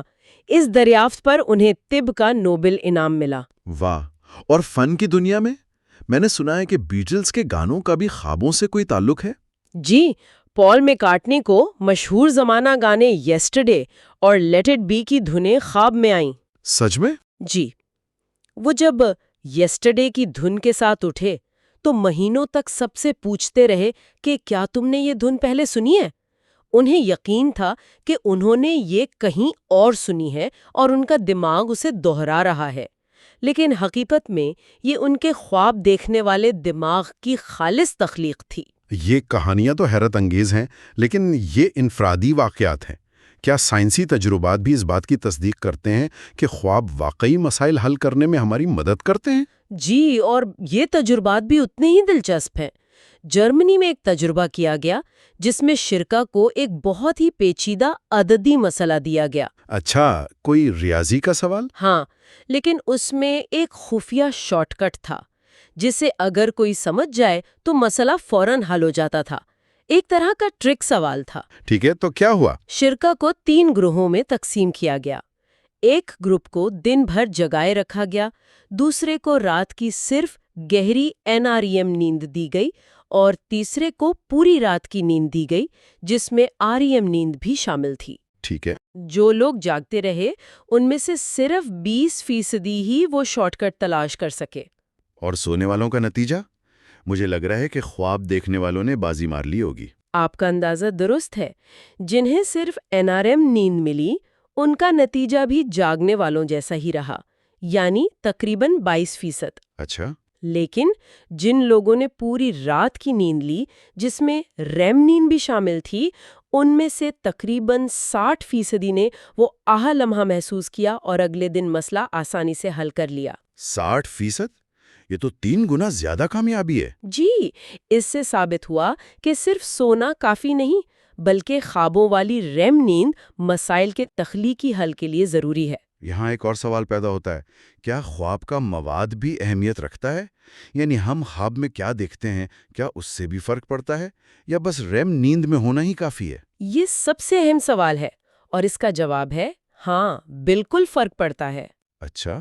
اس کے لیے ایک اور شاندار تجربہ کیا گیا جس میں ورچوئل ریالٹی کا استعمال ہوا۔ شرکا کو ایک پیچیدہ ورچوئل بھول بھلیاں یعنی میز سے نکلنے کا راستہ تلاش کرنا سکھایا گیا۔ کچھ لوگوں نے بھول بھلیاں سے متعلق خواب دیکھے، جیسے وہ اس میں کھو گئے ہیں یا اس کی میوزک سن رہے ہیں۔ کچھ نے بالکل غیر متعلقہ خواب دیکھے۔ اور نتیجہ؟ کس نے بہتر کارکردگی دکھائی؟ نتیجہ حیران کن تھا۔ جن شرکا نے بھول بھلیا سے متعلق چیزوں کا خواب دیکھا، انہوں نے اگلے دن اس مسئلے کو ان لوگوں کے مقابلے میں 10 گنا بہتر طریقے سے حل کیا جنہوں نے غیر متعلقہ خواب دیکھے تھے۔ 10 گنا؟ جی، 10 گنا۔ اس سے یہ ثابت ہوتا ہے کہ صرف REM نیند ہی نہیں بلکہ خوابوں کا مواد بھی براہ راست مسائل کو حل کرنے میں کلیدی کردار ادا کرتا ہے۔ دماغ رات بھر اس مسئلے پر کام کرتا رہتا ہے جس میں وہ دن میں الجھا ہوا تھا۔ تو آج کی گفتگو سے یہ بات تو بالکل واضح ہو گئی کہ خواب محض بے ترتیب خیالات یا رات کا سنیما نہیں ہے۔ یہ ایک ناقابل یقین حد تک طاقتور اور بامقصد عمل ہے۔ بالکل۔ REM نیند ایک ایسی حالت ہے جو ہمارے جذباتی زخموں پر مرہم رکھتی ہے، ایک طرح کی رات بھر کی مفت نفسیاتی تھراپی فراہم کرتی ہے۔ اور یہ ہمیں سماجی طور پر زیادہ ذہین اور ہمدرد بناتی ہے تاکہ ہم دوسروں کے جذبات کو بہتر طور پر سمجھ سکیں۔ جی، اور شاید سب سے حیران کر دینے والی بات یہ ہے کہ یہ ہماری تخلیقی صلاحیتوں کو جلا بخشتی ہے، معلومات کے بکھرے ہوئے ٹکڑوں کو جوڑ کر ایسے حل پیش کرتی ہے جو ہمارا جاگتا ہوا منطقی دماغ کبھی سوچ بھی نہیں سکتا۔ یہ تو جیسے ہمارے اندر ایک سپر کمپیوٹر ہے جو رات کو آن ہوتا ہے۔ اور یہ ہمیں ایک بہت اہم سوچ پر مجبور کرتا ہے۔ وہ کیا؟ اگر ہمارے خواب اور ہماری نیند اتنی طاقتور ہیں تو جدید معاشرے میں نیند کو نظر انداز کر کے دیر تک کام کرنا، اسکرین دیکھتے رہنا، ہم روزانہ اپنی کتنی ہی تخلیقی، جذباتی اور مسائل حل کرنے کی صلاحیتوں کو ضائع کر رہے ہیں۔ یہ ایک ایسا نقصان ہے جس کا شاید ہم اندازہ بھی نہیں کر سکتے۔ بالکل۔ ایک بہت گہری بات ہے، اور اسی کے ساتھ ہم اپنی آج کی گفتگو کو ختم کرتے ہیں۔ اگلے حصے میں، جو کہ اس سلسلے کا چوتھا حصہ ہوگا، ہم نیند کی بیماریوں جیسے انسومنیا اور نیند کی کمی کے ہماری صحت پر پڑنے والے خطرناک نتائج پر تفصیل سے بات کریں گے۔ آج ہم نیند کی دنیا کے کچھ بہت ہی تاریک کونوں کا سفر کرنے والے ہیں۔ جی، اور یہ سفر ہم ایک ایسے عمل سے شروع کریں گے جو اکثر عجیب سا لگتا ہے، یعنی نیند میں چلنا۔ بالکل، اور وہاں سے ہم آہستہ آہستہ ان گہرائیوں تک جائیں گے جہاں نیند، حقیقت اور یہاں تک کہ زندگی اور موت کے بیچ کی لکیر بھی دھندلا جاتی ہے۔ تو آئیے اس سوال سے شروع کریں جو شاید ہم سب کو سوچنا چاہیے۔ ہاں، کہ رات کو ہمارا بستر وہ تو ایک محفوظ پناہگاہ ہوتی ہے نا، لیکن کیا ہو اگر وہی جگہ ہمارے قابو سے باہر ہونے والے واقعات کا مرکز بن جائے؟ یہ ایک بہت ہی اہم سوال ہے کیونکہ آج ہم نیند کی کچھ سب سے حیران کن اور پریشان کن بیماریوں پر بات کریں گے۔ یعنی وہ حالتیں جہاں نیند کا جو ایک پرسکون عمل ہے وہ ٹوٹ جاتا ہے۔ بالکل، اور اس کے نتیجے میں کچھ بہت ہی غیر معمولی، یہاں تک کہ خطرناک واقعات جنم لیتے ہیں۔ ہم نیند میں چلنے کے دوران ہونے والے پرتشدد واقعات سے لے کر ایک ایسی نایاب بیماری تک کا جائزہ لیں گے جو انسان سے سونے کی صلاحیت ہی چھین لیتی ہے۔ یہاں تک کہ موت واقع ہو جاتی ہے۔ جی، اور یہاں مقصد ڈرانا بالکل نہیں ہے، بلکہ یہ سمجھنا ہے کہ جب نیند کا یہ نازک اور پیچیدہ نظام بگڑ جاتا ہے تو آخر ہوتا کیا ہے؟ اور یہ ہماری جاگتی ہوئی زندگی، ہمارے قانون اور خود ہمارے اپنے وجود کے بارے میں کیا سوالات اٹھاتا ہے؟ تو آئیے سومنامبولزم سے شروع کرتے ہیں، یعنی نیند میں چلنے کی بیماری سے۔ عام طور پہ تو اسے بے ضرری سمجھا جاتا ہے، خاص طور پہ بچوں میں۔ بالکل، زیادہ تر کیسز میں یہ بے ضرر ہی ہوتی ہے، لیکن بالغوں میں یہ کبھی کبھی انتہائی شدید اور المناک شکل اختیار کر سکتی ہے۔ اچھا، اس کی سب سے مشہور مثال شاید 1987 میں کینیڈا کے کینتھ پارکس کا کیس ہے۔ پارکس ایک 23 سالہ نوجوان تھا، شادی شدہ تھا، ایک بچی کا باپ بھی تھا۔ اور اس کے اپنے سسرال والوں سے تعلقات بھی بہت اچھے تھے۔ بہت اچھے تھے۔ وہ اسے اس کی نرم مزاجی کی وجہ سے شریف دیو یا جینٹل جائنٹ کہتے تھے۔ تو پھر ایسا کیا ہوا کہ ایک شریف دیو ایک مجرمانہ کیس کا مرکز بن گیا؟ یہ تو بہت عجیب بات ہے۔ دیکھیں، پارکس شدید دباؤ کا شکار تھا، اسے جوئے کی لت تھی، وہ بہت زیادہ قرض میں ڈوبا ہوا تھا اور اپنی نوکری بھی کھو چکا تھا۔ اس سب کی وجہ سے اسے شدید بے خوابی یعنی انسومنیا کا سامنا تھا۔ تو 23 مئی کی رات اس نے اپنی بیوی کو بتایا کہ وہ سونے جا رہا ہے، لیکن اس کے بعد جو ہوا وہ کسی کے وہم و گمان میں بھی نہیں تھا۔ کیا ہوا تھا؟ وہ نیند کی حالت میں اٹھا، گھر سے نکلا اور تقریباً 14 میل یعنی 23 کلومیٹر گاڑی چلا کر اپنے سسرال پہنچا۔ نیند میں 14 میل گاڑی چلائی؟ جی، نیند میں۔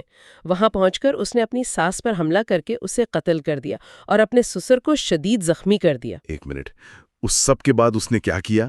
کیا وہ بھاگ گیا یا کہیں چھپ گیا؟ یہی تو اس کیس کا سب سے حیران کن پہلو ہے۔ وہ بھاگا نہیں، وہ واپس اپنی گاڑی میں بیٹھا اور سیدھا پولیس اسٹیشن چلا گیا۔ Police station? خود؟ جی خود۔ وہاں جا کر اس نے کہا، میرے خیال میں نے کسی کو مار دیا ہے۔ اسے اس پورے واقعے کی کوئی یاد نہیں تھی۔ اس کے ہاتھ بری طرح کٹے ہوئے تھے، لیکن اسے درد تک محسوس نہیں ہو رہا تھا۔ لیکن یہ دفاع بہت آسان نہیں لگتا۔ مطلب کوئی بھی اتنا بھیانک جرم کر کے یہ کہہ دے کہ میں تو سو رہا تھا۔ عدالت نے اس پر یقین کیسے کر لیا؟ آپ کا سوال بالکل درست ہے، اور یہی سوال استغاثہ نے بھی اٹھایا تھا۔ انہیں لگا کہ یہ ایک بہت آسان بہانہ ہے۔ بالکل۔ لیکن دفاعی وکلاء نے ماہرین کی ایک ٹیم پیش کی۔ انہوں نے ثابت کیا کہ پارکس کی ذاتی اور خاندانی تاریخ میں نیند میں چلنے کے واقعات موجود تھے۔ اچھا، تو یہ پہلے سے تھا؟ جی، اور اس کا کوئی مقصد یا موٹیو نہیں تھا۔ وہ اپنے سسرال والوں سے پیار کرتا تھا۔ سب سے اہم بات، اس کے دماغ کی EEG رپورٹس نے نیند کے دوران غیر معمولی سرگرمی دکھائی جو سومنیمبولزم سے مطابقت رکھتی تھی۔ تو سائنسی ثبوت موجود تھا؟ بالکل۔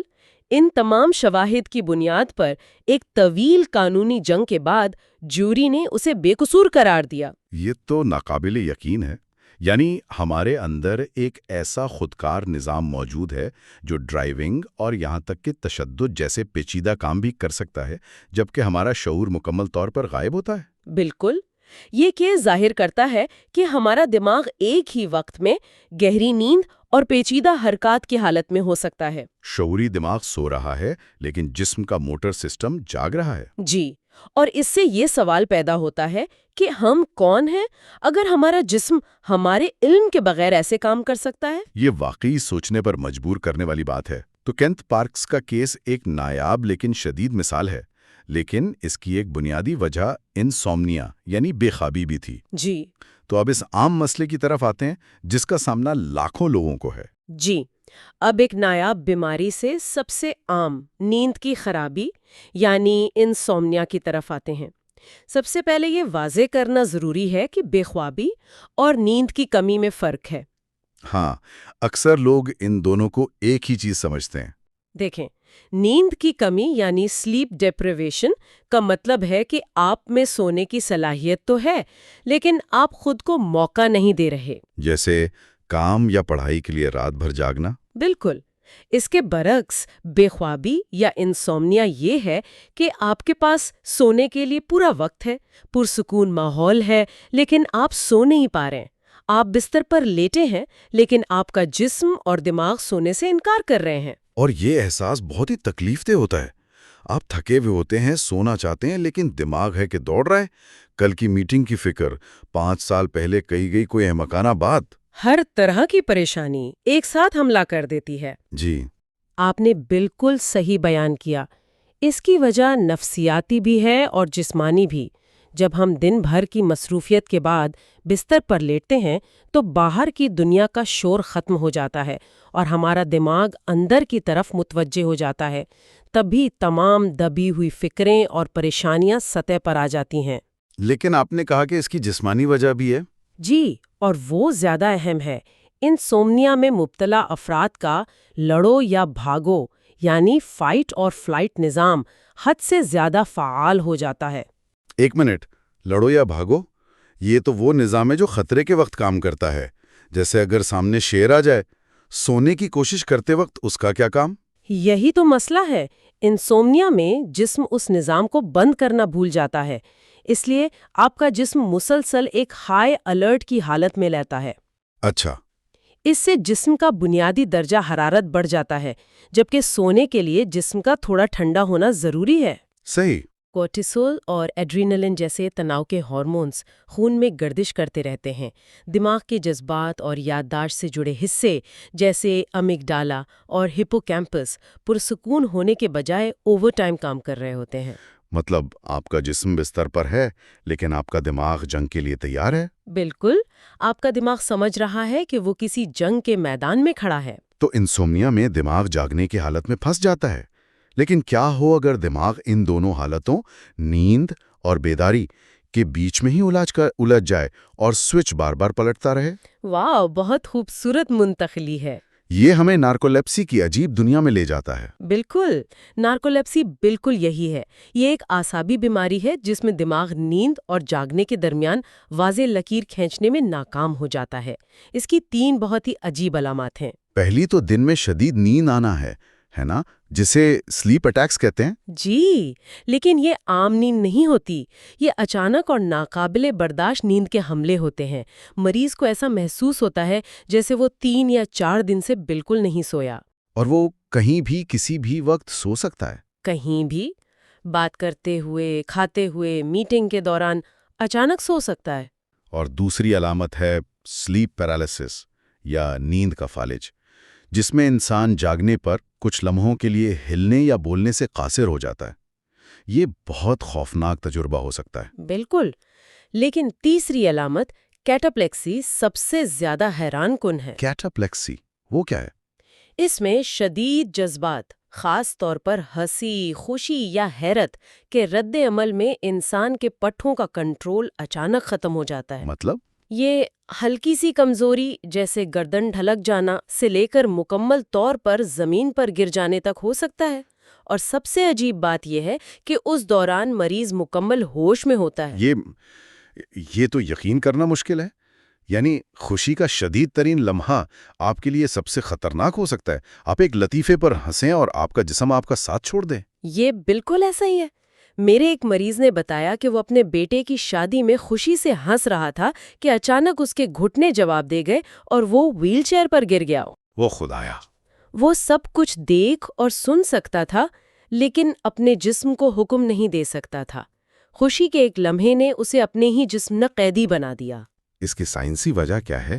دماغ میں ایسا کیا گڑبڑ ہوتا ہے؟ اسے سمجھنے کے لیے دماغ کے نیند جاگنے کے سوئچ کا تصور کریں۔ ہمارے دماغ کے ایک حصے ہائپوتھیلیمس میں ایک کیمیکل پیدا ہوتا ہے جسے اوریکسن کہتے ہیں۔ اوریکسن؟ جی، اوریکسن۔ اوریکسن کا کام سوئچ کو مضبوطی سے آن یعنی جاگنے کی حالت میں رکھنا ہے۔ یہ ہمیں دن بھر مستحکم طور پر جگائے رکھتا ہے۔ تو یہ ایک طرح کا سٹیبلائزر ہے؟ بالکل۔ نارکولیپسی میں ایک آٹو امیون حملے کی وجہ سے دماغ کے وہ خلیے مر جاتے ہیں جو اوریکسن بناتے ہیں۔ تو اوریکسن کے بغیر یہ سوئچ خراب ہو جاتا ہے؟ بالکل، اوریکسن کے بغیر یہ سوئچ ڈھیلا پڑ جاتا ہے اور دن اور رات کے درمیان بار بار پلٹتا رہتا ہے۔ اسی لیے دن میں نیند کے حملے ہوتے ہیں۔ اور کیٹاپلیکسی؟ کیٹاپلیکسی اس لیے ہوتی ہے کیونکہ REM نیند یعنی خوابوں والی نیند کی ایک خصوصیت ہے پٹھوں کا فالج، تاکہ ہم خواب میں بھاگتے ہوئے اصل میں نہ بھاگیں۔ صحیح۔ یہ خصوصیت غلطی سے جاگتے ہوئے کسی شدید جذبے کی وجہ سے ٹریگر ہو جاتی ہے۔ دماغ نیند اور جاگنے کی حالتوں کو آپس میں گڈمڈ کر دیتا ہے۔ یہ تمام بیماریاں دماغ کے سرکٹس میں خرابی کی وجہ سے ہیں، لیکن ان سب کا علاج یا کم از کم انتظام ممکن ہے؟ جی، کسی نہ کسی حد تک۔ اب تصور کریں ایک ایسی حالت کا جہاں دماغ کا سونے کا نظام نہ صرف خراب ہوتا ہے بلکہ مکمل طور پر تباہ ہو جاتا ہے، اور اسے ٹھیک کرنے کا کوئی راستہ نہیں ہوتا۔ کیا واقعی نیند کی کمی جان لیوا ہو سکتی ہے؟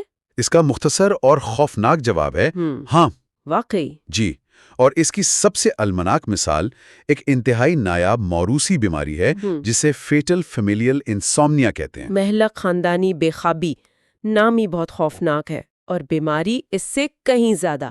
اس کا ایک مشہور کیس شکاگو کے ایک میوزک ٹیچر مائیکل کارک کا ہے۔ 42 سال کی عمر میں اسے اچانک سونے میں مشکل ہونے لگی۔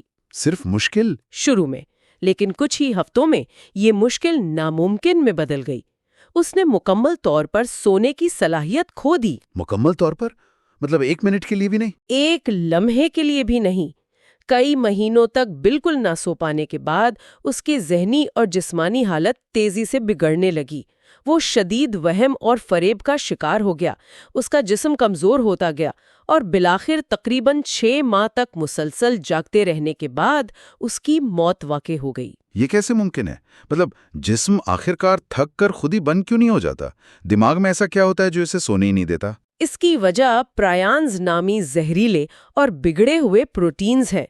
یہ وہ پروٹینز ہیں جو میڈ کاؤ بیماری کا باعث بنتے ہیں۔ اچھا۔ FFI میں یہ پرایانز دماغ کے ایک بہت اہم حصے تھیلیمس پر حملہ کرتے ہیں اور اسے تباہ کرنا شروع کر دیتے ہیں۔ تھیلیمس کا نیند میں کیا کردار ہے؟ اس کو ایسے سمجھیں کہ تھیلیمس ہمارے دماغ کا ایک گیٹ کیپر ہے، ایک دروازہ ہے۔ جب ہم سوتے ہیں تو یہ دروازہ مضبوطی سے بند ہو جاتا ہے تاکہ باہر کی دنیا کی آوازیں، روشنی اور دیگر احساسات اندر نہ آ سکیں، تاکہ دماغ کو سکون مل سکے۔ بالکل، اسی وجہ سے ہم پرسکون نیند سو پاتے ہیں۔ لیکن FFI میں یہ پرائنز نامی پروٹین اس دروازے کو دیمک کی طرح کھا جاتے ہیں، یہاں تک کہ اس میں سوراخ ہو جاتے ہیں اور وہ ہمیشہ کے لیے کھلا رہ جاتا ہے۔ تو مطلب دماغ کبھی بھی بیرونی دنیا سے منقطع نہیں ہو پاتا؟ کبھی بھی نہیں۔ مریض کا دماغ دنیا کے ہر شور، ہر روشنی، ہر احساس سے مسلسل بمباری کا شکار رہتا ہے، اور اسے سکون کا ایک لمحہ بھی نہیں مل سکتا۔ وہ کبھی بھی گہری بحال کرنے والی نیند کی حالت میں داخل ہی نہیں ہو پاتا۔ اور آخرکار اس مسلسل آن رہنے کی حالت کی وجہ سے جسم اور دماغ کے تمام نظام ایک ایک کر کے فیل ہو جاتے ہیں۔ جانوروں پر کی گئی تحقیق بھی تو اسی طرف اشارہ کرتی ہے۔ جی، 1980 کی دہائی میں شکاگو یونیورسٹی میں چوہوں پر کیے گئے کلاسک تجربات نے یہ ثابت کیا، جب چوہوں کو مکمل طور پر نیند سے محروم رکھا گیا تو ان کا وزن تیزی سے گرنے لگا، حالانکہ وہ زیادہ کھا رہے تھے۔ اچھا۔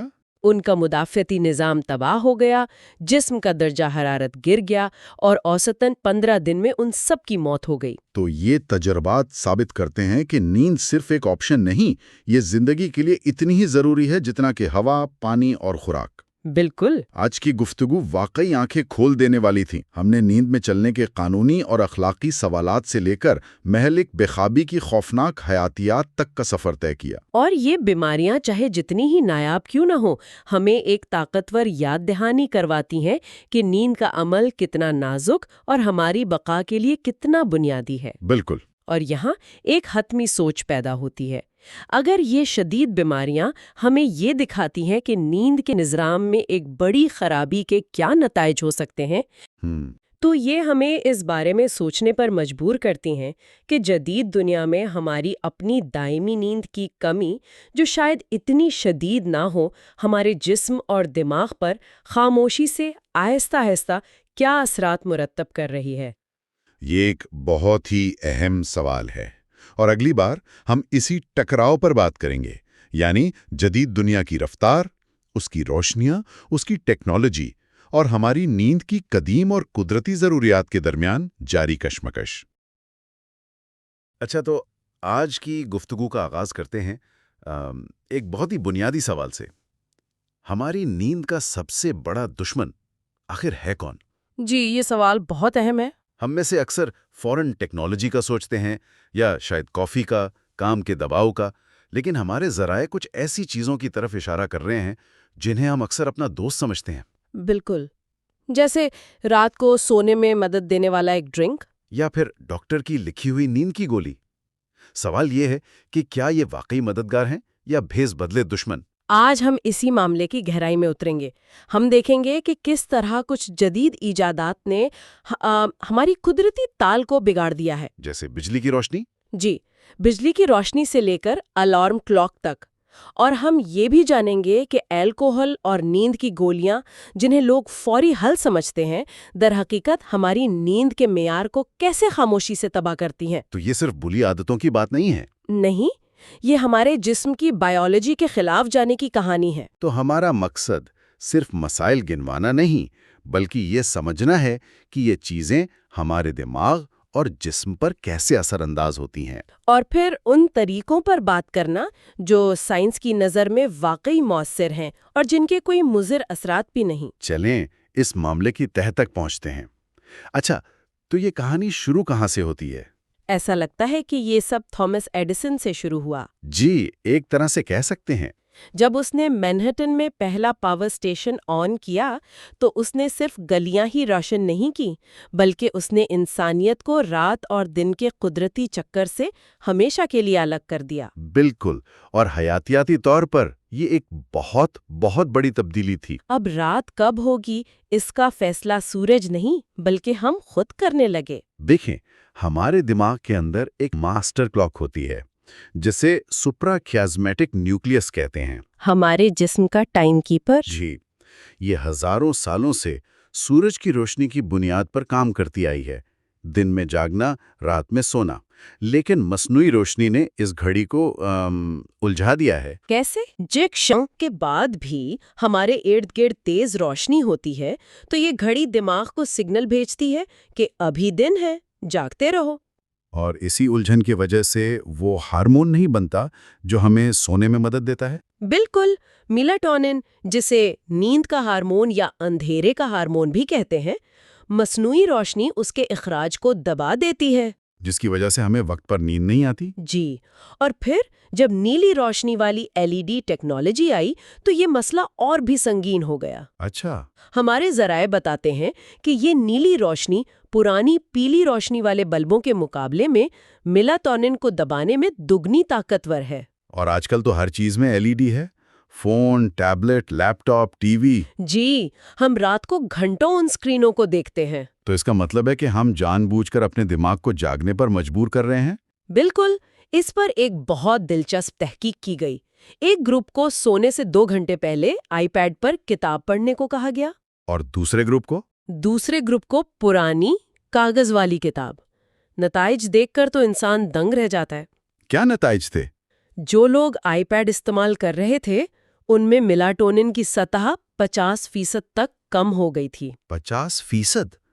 ये तो आधी नींद का सिग्नल ही गायब हो जाने के बराबर है। जी। इसका मतलब है कि जो शख्स रात को बिस्तर में लेटकर फोन इस्तेमाल कर रहा है, वो अनजाने में अपने दिमाग को कह रहा है कि अभी तो दिन है, सोने का वक्त नहीं हुआ। सिर्फ यही नहीं, उनके मेलाटोनिन के इखराज का जो उरूज था वो भी 3 घंटे ताखीर से आया। 3 घंटे? जी।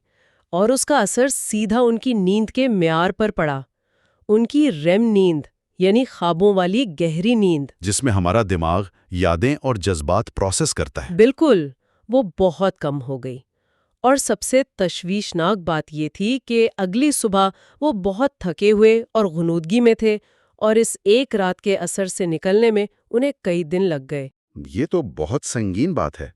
अच्छा, रोशनी का मामला तो समझ में आ गया, लेकिन एक और चीज है जिसे लोग नींद के लिए इस्तेमाल करते हैं, और वो है अल्कोहल। जी। अक्सर लोग कहते हैं कि एक ड्रिंक से अच्छी नींद आती है। क्या इस बात में कोई सच्चाई है? देखिए, ये नींद के बारे में सबसे बड़ी गलत फहमियों में से एक है। अच्छा।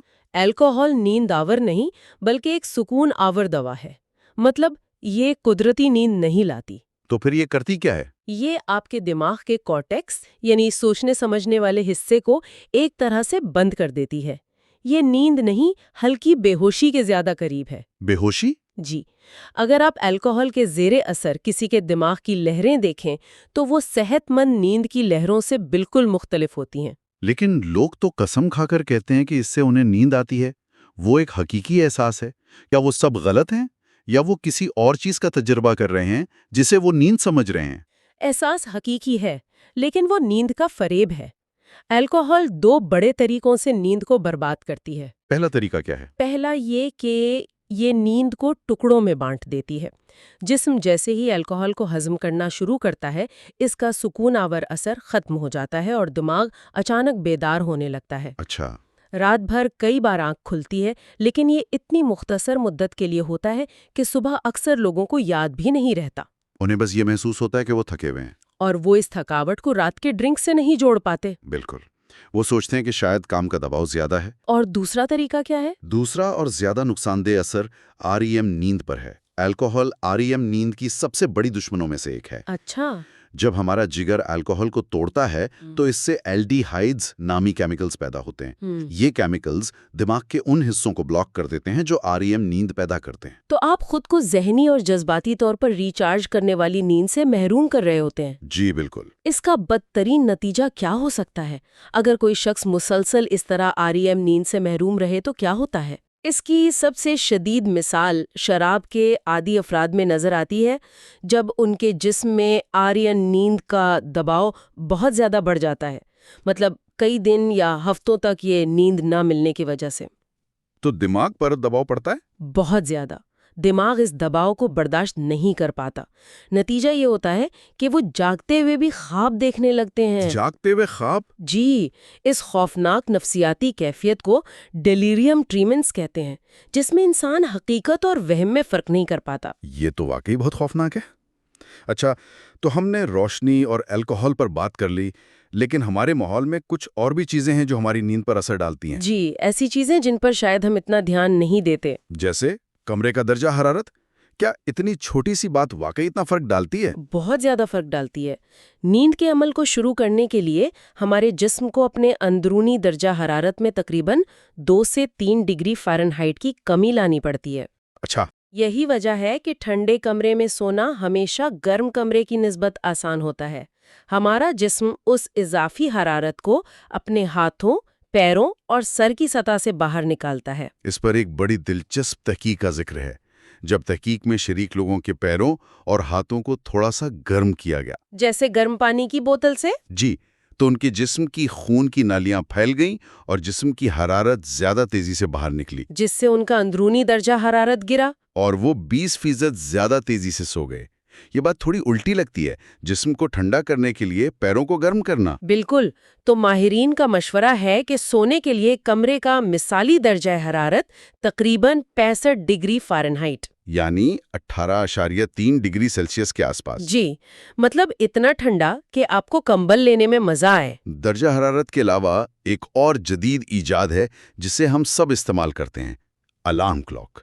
یہ ہمیں وقت پر جگاتی ہے، لیکن کیا یہ ہمارے جسم کے لیے ایک پرتشدد عمل ہے؟ یہ ایک بہت ہی غیر فطری عمل ہے۔ کسی اور جاندار کی نیند اس طرح اچانک اور جھٹکے سے ختم نہیں ہوتی۔ تو جب الارم بجتا ہے تو جسم میں کیا ہوتا ہے؟ الارم کلاک کا بجنا جسم کے لیے ایک لڑو یا بھاگو والے رد عمل کو جنم دیتا ہے۔ یہ ایک جھٹکا ہوتا ہے جس سے ایڈرینالین کا رش ہوتا ہے، دل کی دھڑکن تیز ہو جاتی ہے اور بلڈ پریشر فوراً بڑھ جاتا ہے۔ ہر صبح دل پر ایک چھوٹا سا حملہ کرنے جیسا ہے۔ جی، آپ کہہ سکتے ہیں۔ اور سنوز بٹن کا کیا؟ یہ تو تقریباً ہر فون میں ہوتا ہے۔ تو کیا اس کا مطلب ہے کہ سنوز بٹن جدید دور کی سب سے نقصان دہ ایجادات میں سے ایک ہے، خاص طور پر ہمارے دل کے لیے؟ ایک طرح سے آپ یہ کہہ سکتے ہیں۔ سنوز بٹن دبانے کا مطلب ہے کہ آپ ہر 9 منٹ بعد اپنے دل اور اعصابی نظام پر وہی حملہ بار بار کر رہے ہیں۔ بار بار؟ جی، یہ قدرتی طور پر جاگنے کے عمل کو مکمل طور پر تباہ کر دیتا ہے۔ اس سے ایک اور مسئلہ پیدا ہوتا ہے جسے سلیپ انرشیا کہتے ہیں۔ یہ کیا ہوتا ہے؟ وہ شدید غنودگی اور ذہنی دھند جو جاگنے کے بعد گھنٹوں تک رہتی ہے۔ سنوز بٹن اس کیفیت کو اور بھی بدتر بنا دیتا ہے۔ یہ تو ایسا ہے جیسے آپ ہر صبح اپنی گاڑی کے ٹھنڈے انجن کو پوری رفتار سے بار بار سٹارٹ کر رہے ہوں۔ کبھی نہ کبھی تو اس کا کوئی حصہ جواب دے ہی جائے گا۔ بہت اچھی مثال ہے۔ اچھا، جب یہ تمام مسائل روشنی، درجہ حرارت، عادات مل کر بے خوابی کی شکل اختیار کر لیتے ہیں تو لوگ نیند کی گولیوں کا رخ کرتے ہیں۔ جی، جو کہ ایک عام رد عمل ہے۔ یہ ڈاکٹر لکھ کر دیتے ہیں تو یہ تو ایک محفوظ اور سائنسی حل ہونا چاہیے، ہے نا؟ بدقسمتی سے یہاں بھی معاملہ اتنا سیدھا نہیں. زیادہ تر نیند کی گولیاں جیسے ایمبین بھی الکوہول کی طرح سکون آور ہی ہیں. مطلب یہ بھی قدرتی نیند نہیں لاتی؟ نہیں، بالکل نہیں. وہ دماغ کے ان حصوں کو بند کر دیتی ہیں جو ہمیں جگائے رکھتے ہیں. اس سے جو نیند آتی ہے اس میں گہری NREM نیند کی وہ خصوصیات نہیں ہوتی جو یادداشت کو مضبوط کرنے اور جسم کو ٹھیک کرنے کے لیے ضروری ہیں. تو کیا یہ گولیاں کام بھی کرتی ہیں؟ ہمارے ذرائع تو ان کی افادیت پر بھی سوال اٹھاتے ہیں. جی، 65 سے زیادہ مطالعات کے ایک بڑے جائزے سے یہ بات سامنے آئی کہ ان گولیوں کا اصل فائدہ پلیسیبو یعنی ایک نقلی گولی سے کچھ زیادہ نہیں تھا. مطلب لوگوں کو صرف لگتا ہے کہ انہیں بہتر نیند آئی. جی، جب لیب میں ان کی دماغی لہروں کا جائزہ لیا گیا تو ان کی نیند کے معیار میں کوئی خاص بہتری نظر نہیں آئی. لیکن اصل تشویش کی بات تو ان کے خطرات ہیں. ڈاکٹر ڈینیل کروپکے کی تحقیق کے نتائج تو واقعی چونکا دینے والے ہیں. بالکل، ان کی تحقیق نے نیند کی گولیوں کے استعمال اور موت اور کینسر کے خطرے کے درمیان ایک بہت مضبوط تعلق دکھایا. کتنا مضبوط تعلق؟ انہوں نے پایا کہ جو لوگ سال میں صرف 18 گولیاں یعنی 2 ہفتے میں ایک گولی لیتے تھے ان میں بھی موت کا خطرہ گولی نہ لینے والوں کے مقابلے میں 3.5 گنا زیادہ تھا. 3.5 گنا صرف 18 گولیوں سے؟ اور جو لوگ زیادہ استعمال کرتے تھے ان کا کیا؟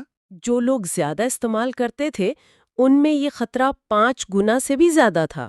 5 گنا؟ اس کے علاوہ کئی طرح کے کینسر کا خطرہ بھی 30 سے 40% تک بڑھ گیا. یہ تو بہت ہی خوفناک اعداد و شمار ہیں. جی، اگرچہ یہ تحقیق یہ ثابت نہیں کرتی کہ گولیاں براہ راست موت کی وجہ بنتی ہیں، لیکن یہ تعلق اتنا مضبوط ہے کہ اسے نظر انداز کرنا ناممکن ہے. یہ سب سن کر تو کافی مایوسی ہوتی ہے. اگر گولیاں بھی حل نہیں ہیں تو پھر بے خوابی کے شکار لوگوں کے لیے کیا امید ہے؟ کیا کوئی محفوظ راستہ ہے؟ امید بالکل ہے، اور وہ راستہ گولیوں سے کہیں زیادہ مؤثر ہے. وہ کیا ہے؟ اسے انسومنیا کے لیے کوگنیٹیو بیہیویئرل تھراپی یا مختصراً CBTI کہتے ہیں. اچھا، CBTI. جی، یہ نیند کی خرابی کے لیے سب سے مؤثر علاج سمجھا جاتا ہے، جسے امریکن کالج آف فزیشنز بھی تجویز کرتا ہے. یہ بری عادتوں کو توڑنے اور نیند سے جڑی پریشانی اور منفی سوچ کو کم کرنے پر کام کرتی ہے. تو اس میں ہوتا کیا ہے؟ کیا یہ کوئی پیچیدہ نفسیاتی علاج ہے؟ بالکل نہیں، اس کے اصول بہت سادہ اور عملی ہیں. مثال کے طور پر ایک اصول یہ ہے کہ سونے اور جاگنے کا وقت ہر روز ایک ہی رکھا جائے، چاہے چھٹی کا دن ہی کیوں نہ ہو. جی، چاہے چھٹی کا دن ہی کیوں نہ ہو. یہ مشکل لگتا ہے لیکن اس سے آپ کے جسم کی اندرونی گھڑی دوبارہ ٹھیک ہو جاتی ہے. اور ایک اصول یہ بھی ہے کہ اگر آپ کو بستر پر لیٹنے کے 20 منٹ بعد بھی نیند نہ آئے تو اٹھ جائیں. یہ تو الٹا نہیں لگتا؟ یہ بہت اہم اصول ہے. اس کا مقصد آپ کے دماغ میں بستر اور نیند کے درمیان تعلق کو مضبوط کرنا ہے. اچھا. اگر آپ گھنٹوں بستر پر جاگتے ہوئے کروٹیں بدلتے رہیں گے تو آپ کا دماغ بستر کو جاگنے اور پریشان ہونے کی جگہ سمجھنے لگے گا. تو پھر کیا کرنا چاہیے؟ اٹھ کر کسی مدھم روشنی والی جگہ پر کوئی پرسکون کام کریں، جیسے کوئی کتاب پڑھیں، اور جب دوبارہ نیند محسوس ہو تبھی بستر پر واپس جائیں. اور گھڑی کو کمرے سے ہٹا دینے کا مشورہ بھی اسی لیے دیا جاتا ہے تاکہ بار بار وقت دیکھ کر پریشانی نہ ہو کہ اب تو صرف 4 گھنٹے رہ گئے سونے کے لیے. بالکل، وہ پریشانی خود نیند کی دشمن ہے. CBTI کے نتائج بہت شاندار ہیں. متعدد تحقیقات سے ثابت ہوا ہے کہ یہ طویل مدت میں نیند کی گولیوں سے کہیں زیادہ مؤثر ہے. اور سب سے بڑی بات یہ ہے کہ اس کے کوئی مضر اثرات نہیں ہے. یہ آپ کو اپنی نیند پر دوبارہ کنٹرول حاصل کرنے کا اختیار دیتی ہے. تو آج کی اس گفتگو سے یہ بات بالکل صاف ہو گئی ہے کہ ہماری جدید زندگی کی کئی سہولتیں، مصنوعی روشنی سے لے کر الارم کلاک تک، اور ہمارے کچھ فوری حل جیسے الکوہول یا نیند کی گولیاں، ہماری پرسکون نیند کے سب سے بڑے دشمن ہیں.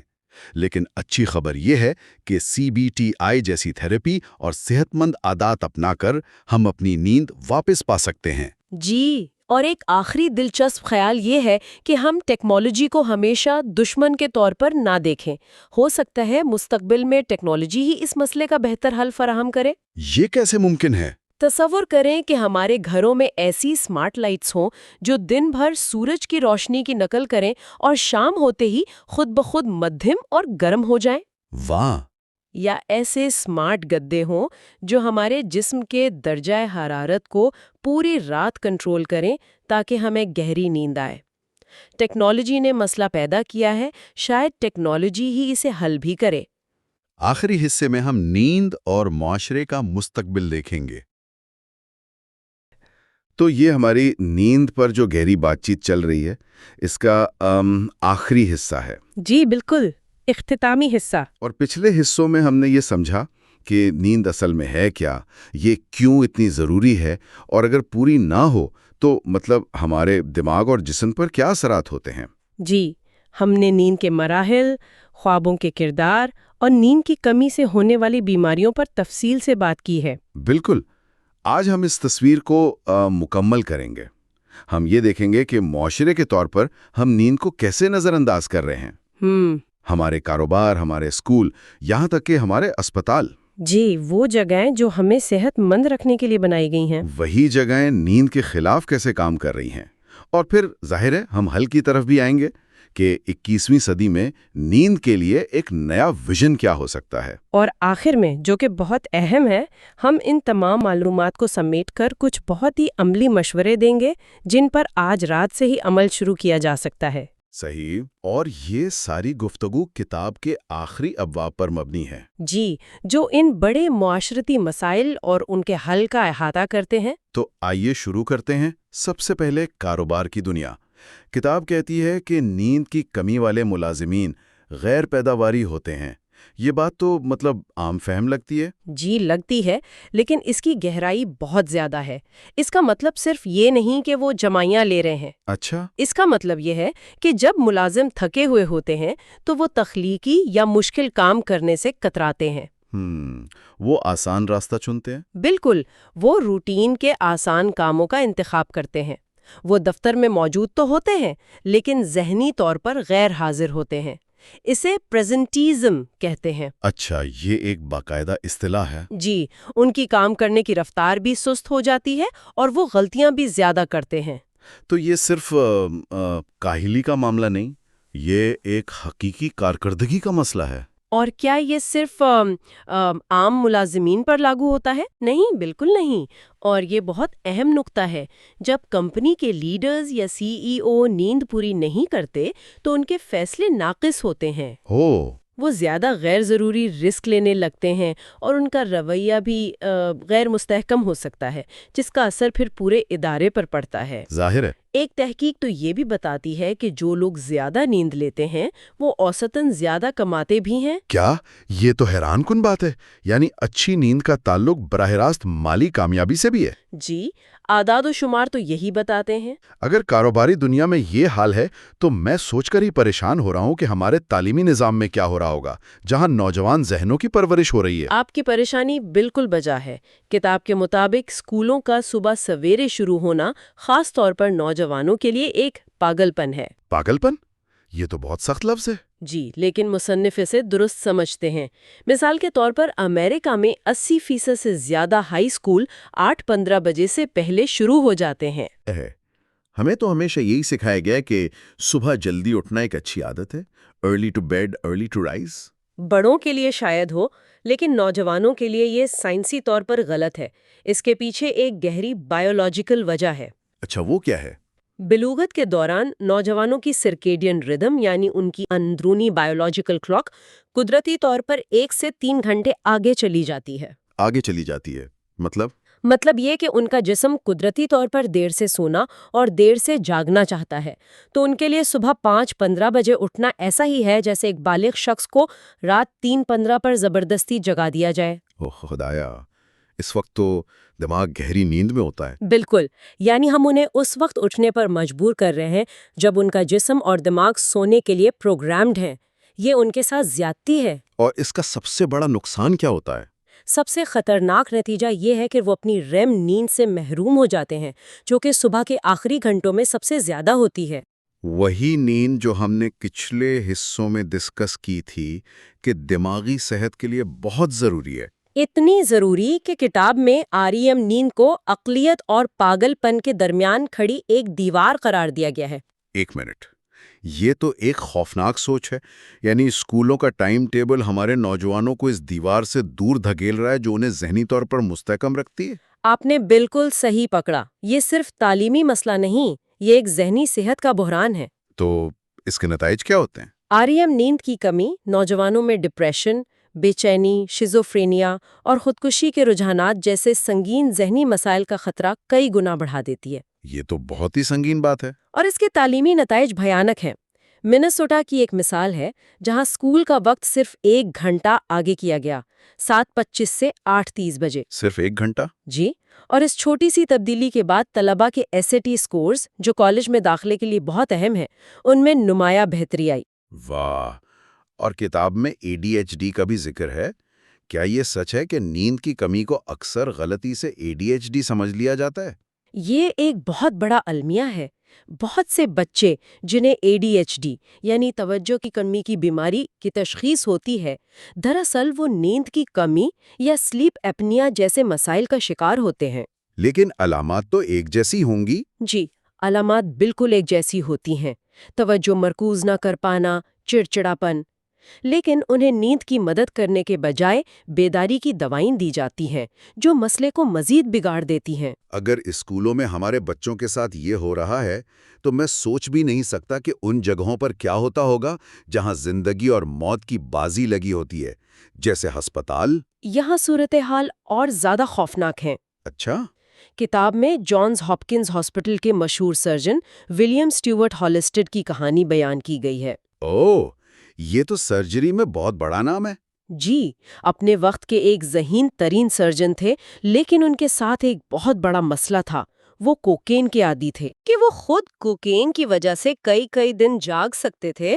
انہوں نے ڈاکٹروں کے لیے بغیر سوئے طویل شفٹوں میں کام کرنے کا کلچر متعارف کرایا. مطلب انہوں نے اسے ایک طرح سے بہادری کی علامت بنا دیا. بالکل، انہوں نے اسے برداشت اور قابلیت کا پیمانہ بنا دیا. اور افسوس کی بات یہ ہے کہ یہ کلچر آج تک 100 سال بعد بھی دنیا بھر میں طبی تربیت کا حصہ ہے. اس کا مطلب ہے کہ ہمارے ڈاکٹروں کی ٹریننگ کا پورا نظام ایک نشے کے عادی شخص کی عادات پر مبنی ہے. بنیادی طور پر جی. اس کے نتائج کیا نکل رہے ہیں؟ نتائج چونکا دینے والے ہیں. ایک تحقیق کے مطابق 30 گھنٹے کی مسلسل شفٹ میں کام کرنے والے ریزیڈنٹ ڈاکٹرز 36% زیادہ سنگین طبی غلطیاں کرتے ہیں. 36%؟ یہ بہت بڑا نمبر ہے. اور یہ سنیے، ہر 20 میں سے ایک ریزیڈنٹ یہ تسلیم کرتا ہے کہ اس نے نیند کی کمی کی وجہ سے کوئی ایسی طبی غلطی کی ہے جس سے کسی مریض کی موت واقع ہوئی. ایک منٹ، کیا ہر 20 میں سے ایک؟ یہ تو ناقابل یقین حد تک خوفناک ہے. جی، اس کا مطلب ہے کہ کسی بھی بڑے اسپتال میں ہر مہینے ایسی اموات ہو رہی ہوں گی جن سے بچا جا سکتا تھا. اور سب سے پریشان کن بات کیا ہے اس میں؟ سب سے پریشان کن حقیقت یہ ہے کہ 22 گھنٹے تک مسلسل جاگنے والا ڈاکٹر اتنا ہی غیر فعال ہوتا ہے جتنا کہ قانونی طور پر نشے میں دھت شخص. تو ہم یہ کہہ رہے ہیں کہ ہم اپنا علاج ایک ایسے شخص سے کروا رہے ہیں جس کی ذہنی حالت ایک نشے میں دھت شخص جیسی ہے؟ بالکل. اب آپ خود سوچئے، کیا ہم چاہیں گے کہ کوئی نشے میں دھت ڈاکٹر ہمارا یا ہمارے کسی عزیز کا آپریشن کرے؟ کبھی نہیں. تو پھر ہم نیند سے محروم ڈاکٹر سے علاج کیوں قبول کرتے ہیں؟ یہ ایک بہت ہی سنگین تصویر ہے. کاروبار، تعلیم، صحت، ہر شعبہ نیند کی اہمیت کو نظر انداز کر رہا ہے. لیکن خیر، کتاب صرف مسائل ہی نہیں بتاتی، امید ہے کہ حل بھی بتاتی ہوگی. جی بالکل. کتاب مستقبل کے لیے ایک پورا روڈ میپ پیش کرتی ہے اور اس کی شروعات ٹیکنالوجی سے ہوتی ہے. ٹیکنالوجی سے؟ یہ دلچسپ ہے. جی، کتاب میں کچھ ایسے حل بتائے گئے ہیں جن کے لیے فرد کو خود کچھ نہیں کرنا پڑتا. انہیں غیر فعال حل کہا گیا ہے. یعنی ٹیکنالوجی ہمارے لیے کام کرتی ہے؟ جیسے کہ؟ پہلا حل درجہ حرارت سے متعلق ہے.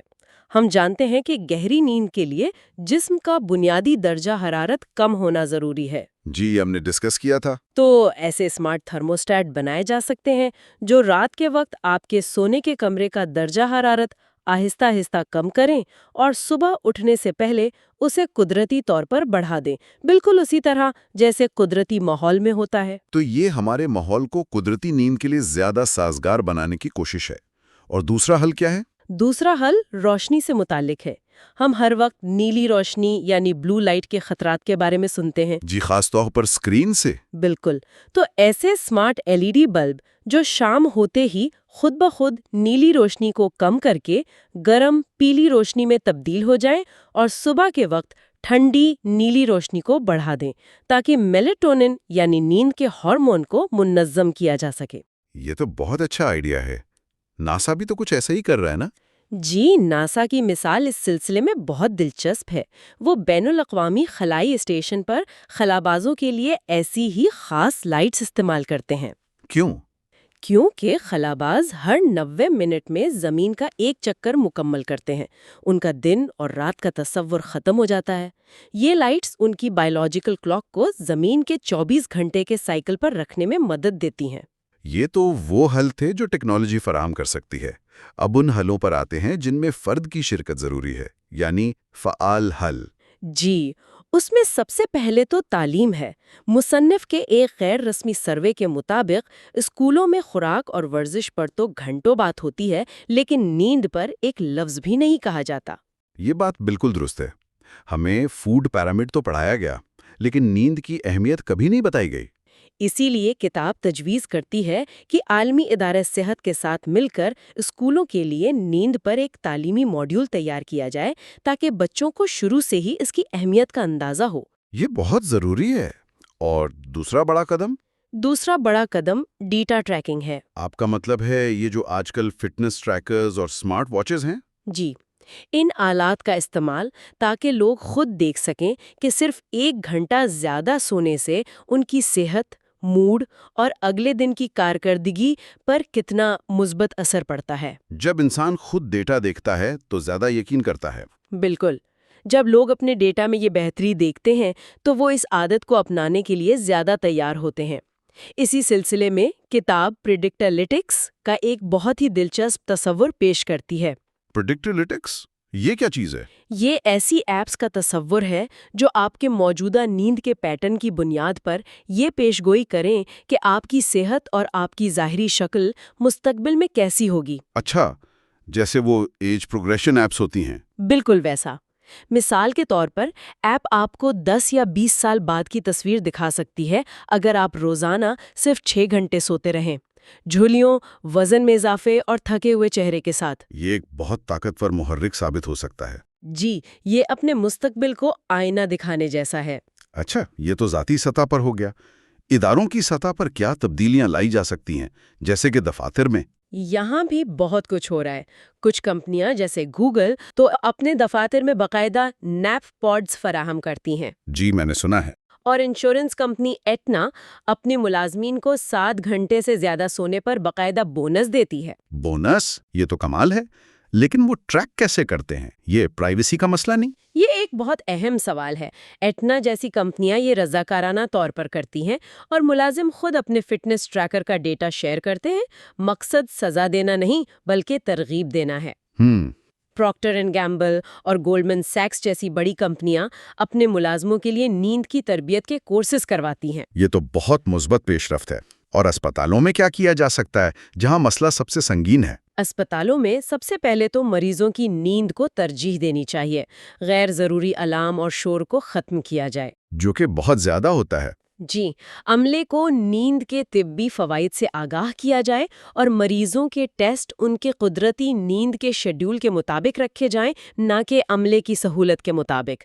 اور ڈاکٹروں کی ٹریننگ میں طویل غیر انسانی شفٹوں کو ختم کیا جائے۔ اور کیا عوامی پالیسی کی سطح پر بھی کوئی تجویز ہے؟ ایک بہت ہی انقلابی خیال یہ ہے کہ انشورنس کمپنیاں اچھی نیند لینے والوں کے لیے ہیلتھ انشورنس کا پریمیم کم کر سکتی ہیں۔ اچھا، جس طرح محفوظ ڈرائیونگ پر رعایت ملتی ہے؟ بالکل اسی طرح صحت مند نیند پر بھی ملنی چاہیے۔ اس سے لوگوں کو ایک مضبوط مالی ترغیب ملے گی کہ وہ اپنی نیند کو بہتر بنائیں۔ یہ سب بڑے پیمانے پر تبدیلیوں کی باتیں ہیں، لیکن کوئی شخص جو یہ سب سن رہا ہے وہ آج رات سے اپنی نیند کو بہتر بنانے کے لیے کیا کر سکتا ہے؟ اس کے لیے کتاب کے آخر میں صحت مند نیند کے لیے 12 سائنسی طور سے ثابت شدہ تجاویز دی گئی ہیں۔ یہ بہت عملی اور مؤثر ہیں۔ چلیں ان پر بات کرتے ہیں۔ سب سے پہلا اصول کیا ہے؟ پہلا اور میرے خیال میں سب سے اہم اصول ہے سونے اور جاگنے کا ایک وقت مقرر کرنا۔ ایک ریگولر شیڈیول۔ جی، ایک کنسسٹنٹ شیڈیول، اور کوشش یہ ہونی چاہیے کہ ہفتے کے آخر میں، مطلب چھٹیوں میں بھی اسی پر قائم رہیں۔ یہ سب سے مشکل کام ہے۔ لوگ اکثر ویکنڈ پر دیر تک جاگتے ہیں اور دیر سے اٹھتے ہیں۔ بالکل، اور اسی کو سوشل جیٹ لیگ کہتے ہیں۔ ہمارا جسم ایک روٹین اور پریڈکٹیبلٹی کو پسند کرتا ہے۔ جب ہم شیڈیول کو بار بار بدلتے ہیں تو ہماری بایولوجیکل کلاک وہ خراب ہو جاتی ہے۔ تو جسم کنفیوز ہو جاتا ہے کہ کب سونا ہے اور کب جاگنا ہے۔ ایگزیکٹلی۔ اچھا، دوسرا اصول، ورزش کے بارے میں کیا خیال ہے؟ ورزش کرنا نیند کے لیے بہترین ہے، لیکن اس کا وقت اہم ہے۔ کوشش کریں کہ سونے سے کم از کم 2 سے 3 گھنٹے پہلے ورزش ختم کر دیں۔ کیوں؟ کیونکہ سونے سے فوراً پہلے شدید ورزش جسم کا درجہ حرارت بڑھا دیتی ہے اور دل کی دھڑکن تیز کر دیتی ہے، جس سے جسم جاگ جاتا ہے۔ صحیح۔ اور کھانے پینے کی چیزوں کا کیا اثر ہے، خاص طور پر کیفین؟ تیسرا اصول کیفین اور نکوٹین سے پرہیز ہے۔ یہ دونوں بہت طاقتور محرکات ہیں۔ کیفین کا اثر آپ کے جسم میں 8 گھنٹے تک رہ سکتا ہے۔ 8 گھنٹے؟ جی، اس لیے دوپہر کے بعد کافی، چائے یا کولا ڈرنکس پینے سے گریز کریں۔ چوتھا اصول الکوہل کے بارے میں ہے، اور یہ ایک بہت بڑی غلط فہمی کو دور کرتا ہے۔ ہاں، بہت سے لوگ سمجھتے ہیں کہ سونے سے پہلے ایک ڈرنک نیند لانے میں مدد کرتا ہے۔ یہ آپ کو سلاتا نہیں بلکہ بے ہوش کرتا ہے، جسے سیڈیشن کہتے ہیں۔ یہ قدرتی نیند نہیں ہے۔ اچھا، یعنی یہ نیند کا دھوکہ ہے؟ بالکل، اور یہ خاص طور پر آپ کی REM نیند کو، جو خوابوں اور ذہنی صحت کے لیے ضروری ہے، بری طرح ختم کر دیتی ہے۔ اسی لیے الکوہل پینے کے بعد آپ صبح تھکا ہوا اور ذہنی طور پر پریشان اٹھتے ہیں۔ یہ بہت اہم نکتہ ہے۔ اور رات کے کھانے کے بارے میں کیا ہدایات ہیں؟ پانچواں اصول ہے کہ رات گئے بھاری کھانا اور بہت زیادہ مشروبات پینے سے بچیں۔ اس سے بدہضمی ہو سکتی ہے اور بار بار باتھ روم جانے کی حاجت نیند میں خلل ڈالے گی۔ صحیح۔ اور چھٹا اصول ہے کہ اگر ممکن ہو تو ایسی دواؤں سے بچیں جو نیند میں خلل ڈالتی ہیں۔ اپنے ڈاکٹر سے بات کر کے متبادل تلاش کریں۔ دن میں سونے یعنی جھپکی لینے کے بارے میں کیا مشورہ ہے؟ ساتواں اصول، دوپہر 3 بجے کے بعد نہ سوئیں۔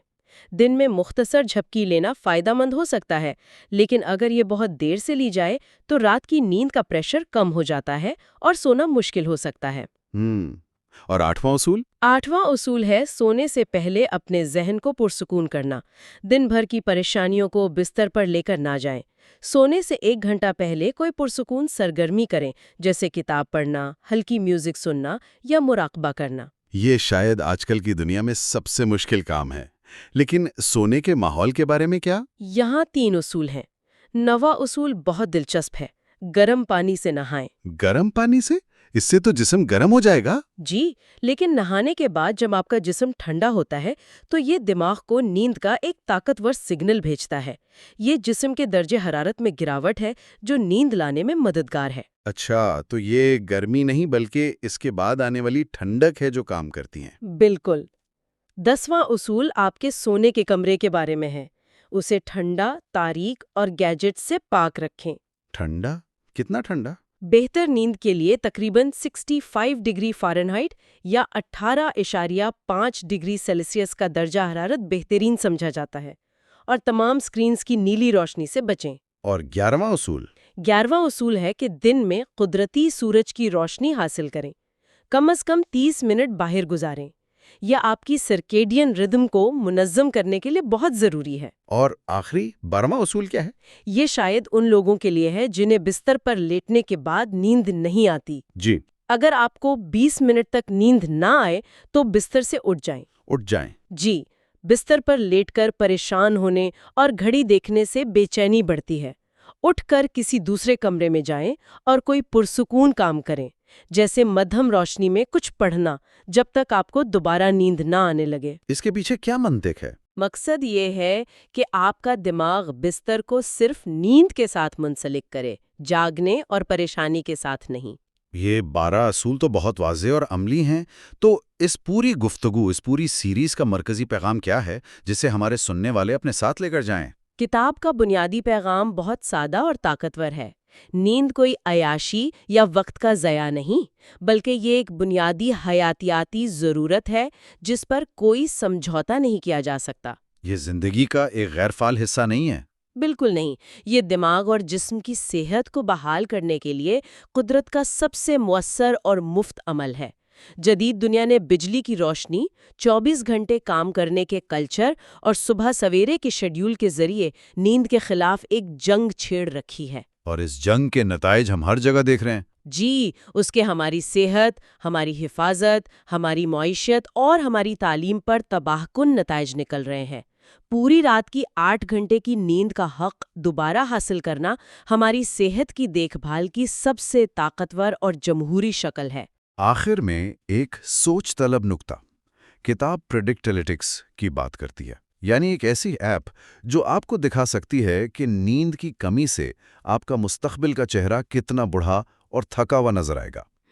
لیکن کیا ہو اگر ہم صرف چہرہ نہیں بلکہ اپنی مستقبل کی خوشی، اپنی تخلیقی صلاحیت یا اپنے تعلقات کی پیشگوئی دیکھ سکیں، جو اس ایک فیصلے پر منحصر ہو کہ ہم آج رات سے کتنی نیند لینے کا انتخاب کرتے ہیں۔ اس پر ضرور سوچئے گا۔ اس گہری اور اہم گفتگو میں ہمارے ساتھ شامل ہونے کے لیے آپ کا بہت بہت شکریہ۔ آپ کا بھی شکریہ۔ مائنڈ ورس کے ساتھ جڑے رہنے کے لیے ہمارے ساتھ رہیں۔